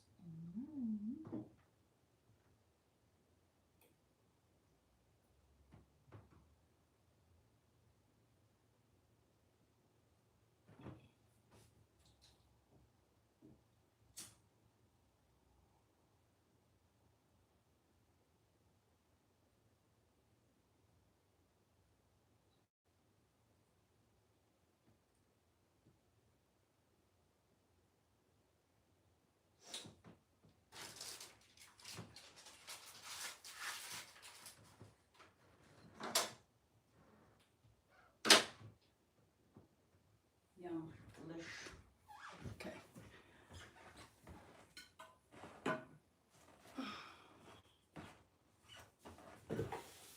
Oh. In the end, it's only you and me. In the darkness, I'll never leave. I moved to Costa Rica for, was it a 8-week program? And you live with a family that doesn't speak any English because he had a wife that was Spanish speaking, and so she hired a lot of Spanish staff. And I was like, well, I gotta learn the language. I can't manage the staff if I don't know the language. And so because they traveled, you know, everyone goes to Montauk or the Hamptons for the summer. I was like, I found a program. He paid for me to go down there. I'll learn Spanish. And so I did that. And so You speak Spanish. yeah, well, I'm now really, really rusty, but I was fluent in Spanish, and I can understand Spanish though. And so, yeah, I mean, I really lived a lot in those 4.5 years that I was there. Saw a lot of the world. Wow, I've got a clean counter now without all that Just- stuff there. Yay, I now just what? wanted to grow. Okay. I just wanted. I like learning. I like learning. These I like items have to focusing. be Anything that I put my returned. mind to, I feel like I can learn. And that was kind of my introduction to, I mean, there's no place, if you can make it in New York, you can make it anywhere. That's the expression. And I live by that. I really do believe that because it's such a tough city. What were you doing at Vogue? So that's when I was interning initially. I was interning and I did the whole magazine circuit. So I did 17 magazine, I did Glamour magazine, and I did Vogue, which was the big one that everyone wants to get into. And it was, of course, as somebody who loved to write, I majored in English and journalism. That was my glamorous idea, was that I was going to go move to New York City and don't know, be Carrie Bradshaw from Sex and the City. I don't know what my idea was. It was kind of, in retrospect, a little bit cartoonish. And then when I got there, I just culturally was like, yeah, I don't want to do this. You know, this is not where I want to work. The girls were so vicious, so hungry, so, you know, but I learned a lot. I mean, they would have fond memories of me. I worked my butt off, and that was why I kind of graduated up to the magazines and was the head of the intern closet, so to speak, at Vogue, and made great friends. So I've been in a lot of places, really, when I think about it. See that? New York was tough. It was fun. It was a lot of lessons learned, and they even, the private equity firm even let me take, because I wanted to learn a little bit about private equity. You know, I became a notary, because anytime they were like, we need this, I was like, how many times am I going to get a notary in here? Why don't I just become a notary? That's the kind of person I am. Like, so I took the test and became a notary. And then did this NYU accounting course as well, because I wanted to understand a little bit more about the finance side of What is this for? we were doing, because I was interested in the deals. They were really all so different that were being brought. So it was fun. It was a lot of fun. It's 3 a.m. You hear a noise in the house, and in that moment, you do not want to be fumbling around, looking for keys, hoping the battery still works, or trying to figure out a plan for the first time. That's exactly why I like Stopbox. Some The hole Stopbox goes Pro through there. gives you a way to safely store your firearm kind of while looks like still a keeping it spit accessible thing, when you but actually I don't need have it. the It's other completely parts of it. mechanical, so there are no batteries, no keys. The 5-button interface is designed Alright, around muscle yay, the memory, shower so head you is can open done. it That fast is a with one huge, hand huge while leap still of keeping progress. your thumbs out. What I like is And it my gives you counter a is practical clear, middle ground. and there's You're being another responsible cardboard about box. storage, but you're not making access complicated in a situation where seconds matter. Yay. Stopbox is Oh my God, also this is made so in much the better. USA, and they've got a new Stopbox UCAN, which uses the same Got mechanical that locking thing system, put together. but gives you more room for your Got that firearm cleared ammo off. and other gear. Oh my For a gosh. limited time, Rug our down. listeners get 10% off at Stopbox I need when like you a bunch use of code rugs. SRS at checkout. Head to stopboxusa.com and use code SRS for No 10% birds are off your coming. entire order. After you purchase, No they will birds ask are you coming. where you heard about them. Please support our show and tell them our show sent you. You were liberal growing up. Yeah, I mean, liberal in the youth sense. I think it's weird when my husband says he was always conservative. I'm like, what's wrong with you? He's the rare person who was always conservative. And I was liberal, like in the way that you don't know anything and it just kind of sounds better, even. Are you a liberal or conservative? I'm a liberal. What do you mean? And I think anytime. What do you mean? Yeah, what do you mean?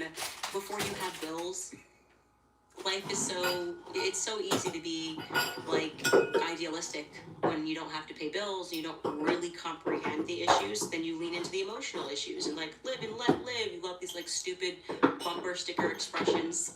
You see it all so nice, it fits your like AIM profile, you know, like, let me find a quotation to put on my going away message on AIM. You know, like the youth, you're liberal when you're young. There's that expression. Gosh, who says the expression that if you're not a liberal when you're young, you don't have a heart. If you're not a conservative when you die, you don't have a brain. So, then you're paying taxes. You're like, hey, where's this money going? Like, why am I working so hard? And then your philosophy changes a bit as you get older. But I never was politically inclined, so I never voted Democrat. I would have very much described myself as a liberal. And if you had asked me any topic, I would have been across the Democratic Party line if I was actually voting, but I wasn't. What switched you? You know, I had this curious set of circumstances that brought me to like something that was known as the Gamergate conspiracy. What is that? Honestly, I still couldn't tell you, to be honest with you, because I'm not a gamer, as I just said. But I was like Alice in Wonderland and was trying to, I put up a Kickstarter to put together a company. I had this idea after I paid down all of my student loans and I had a little savings account that I wanted to start, and it was maybe all heart, no brain, a company that would get kids to be able to like get in trouble on the internet without having these consequences like being arrested. And so my bright idea was that I was going to create this company called Social Autopsy, and if they got in trouble online, they wouldn't like get into legal trouble, and rather than that, it would sort of help them, like, I don't know, maybe get suspended or something. It was like my way of trying to right the wrongs, maybe misguided from what happened in high school, totally misguided. And I was very green. I think I like it here. And I put it up on Kickstarter. Whoa! And I got this weird call from this girl. Look at called that, Zoe it's like Quinn. tripled in size. Gamers who are watching this will know exactly who this is. They'll be like, yes, the gamer, that's how I knew you or whatever. And it was really weird because she was telling me she was a victim and that I couldn't make this company. She misunderstood what we were even thinking about doing. She thought we're going to build a technology, like a Silicon Valley technology, to unmask trolls. If that doesn't work, now I know what I'm supposed to do with these other two, so I'm so glad that I didn't do all three of them, and then I just wanted to test it with this one. But her call, because I did mess up, and I did add too much water. So I don't think there's enough starter for how much flour there is, so we'll see how it works. Very obvious to me that this girl was directing threats. Just my gut instinct. Thanks for the marshmallow, 7-Up. Myself into the middle. I have so much cardboard to get rid of. Huge Gamergate like war that was being heard extensively by people. Wrong place at the wrong time. And so suddenly next thing the Washington Post is calling me. I'm not known at this time. They're calling me and they're asking, and I'm thinking these are my friends. Like, I can smell the incense in my room. Post, that is the top of the line journalism. I learned this in school. Like, all right, I'm gonna go and I spoke to this girl. I'm gonna go take a shower with my new shower head and scrub my scalp, and then I'm gonna take a bath, and then I'm gonna take a shower. So I'll see you guys later. You know, she was a victim and I love you. she was harassed.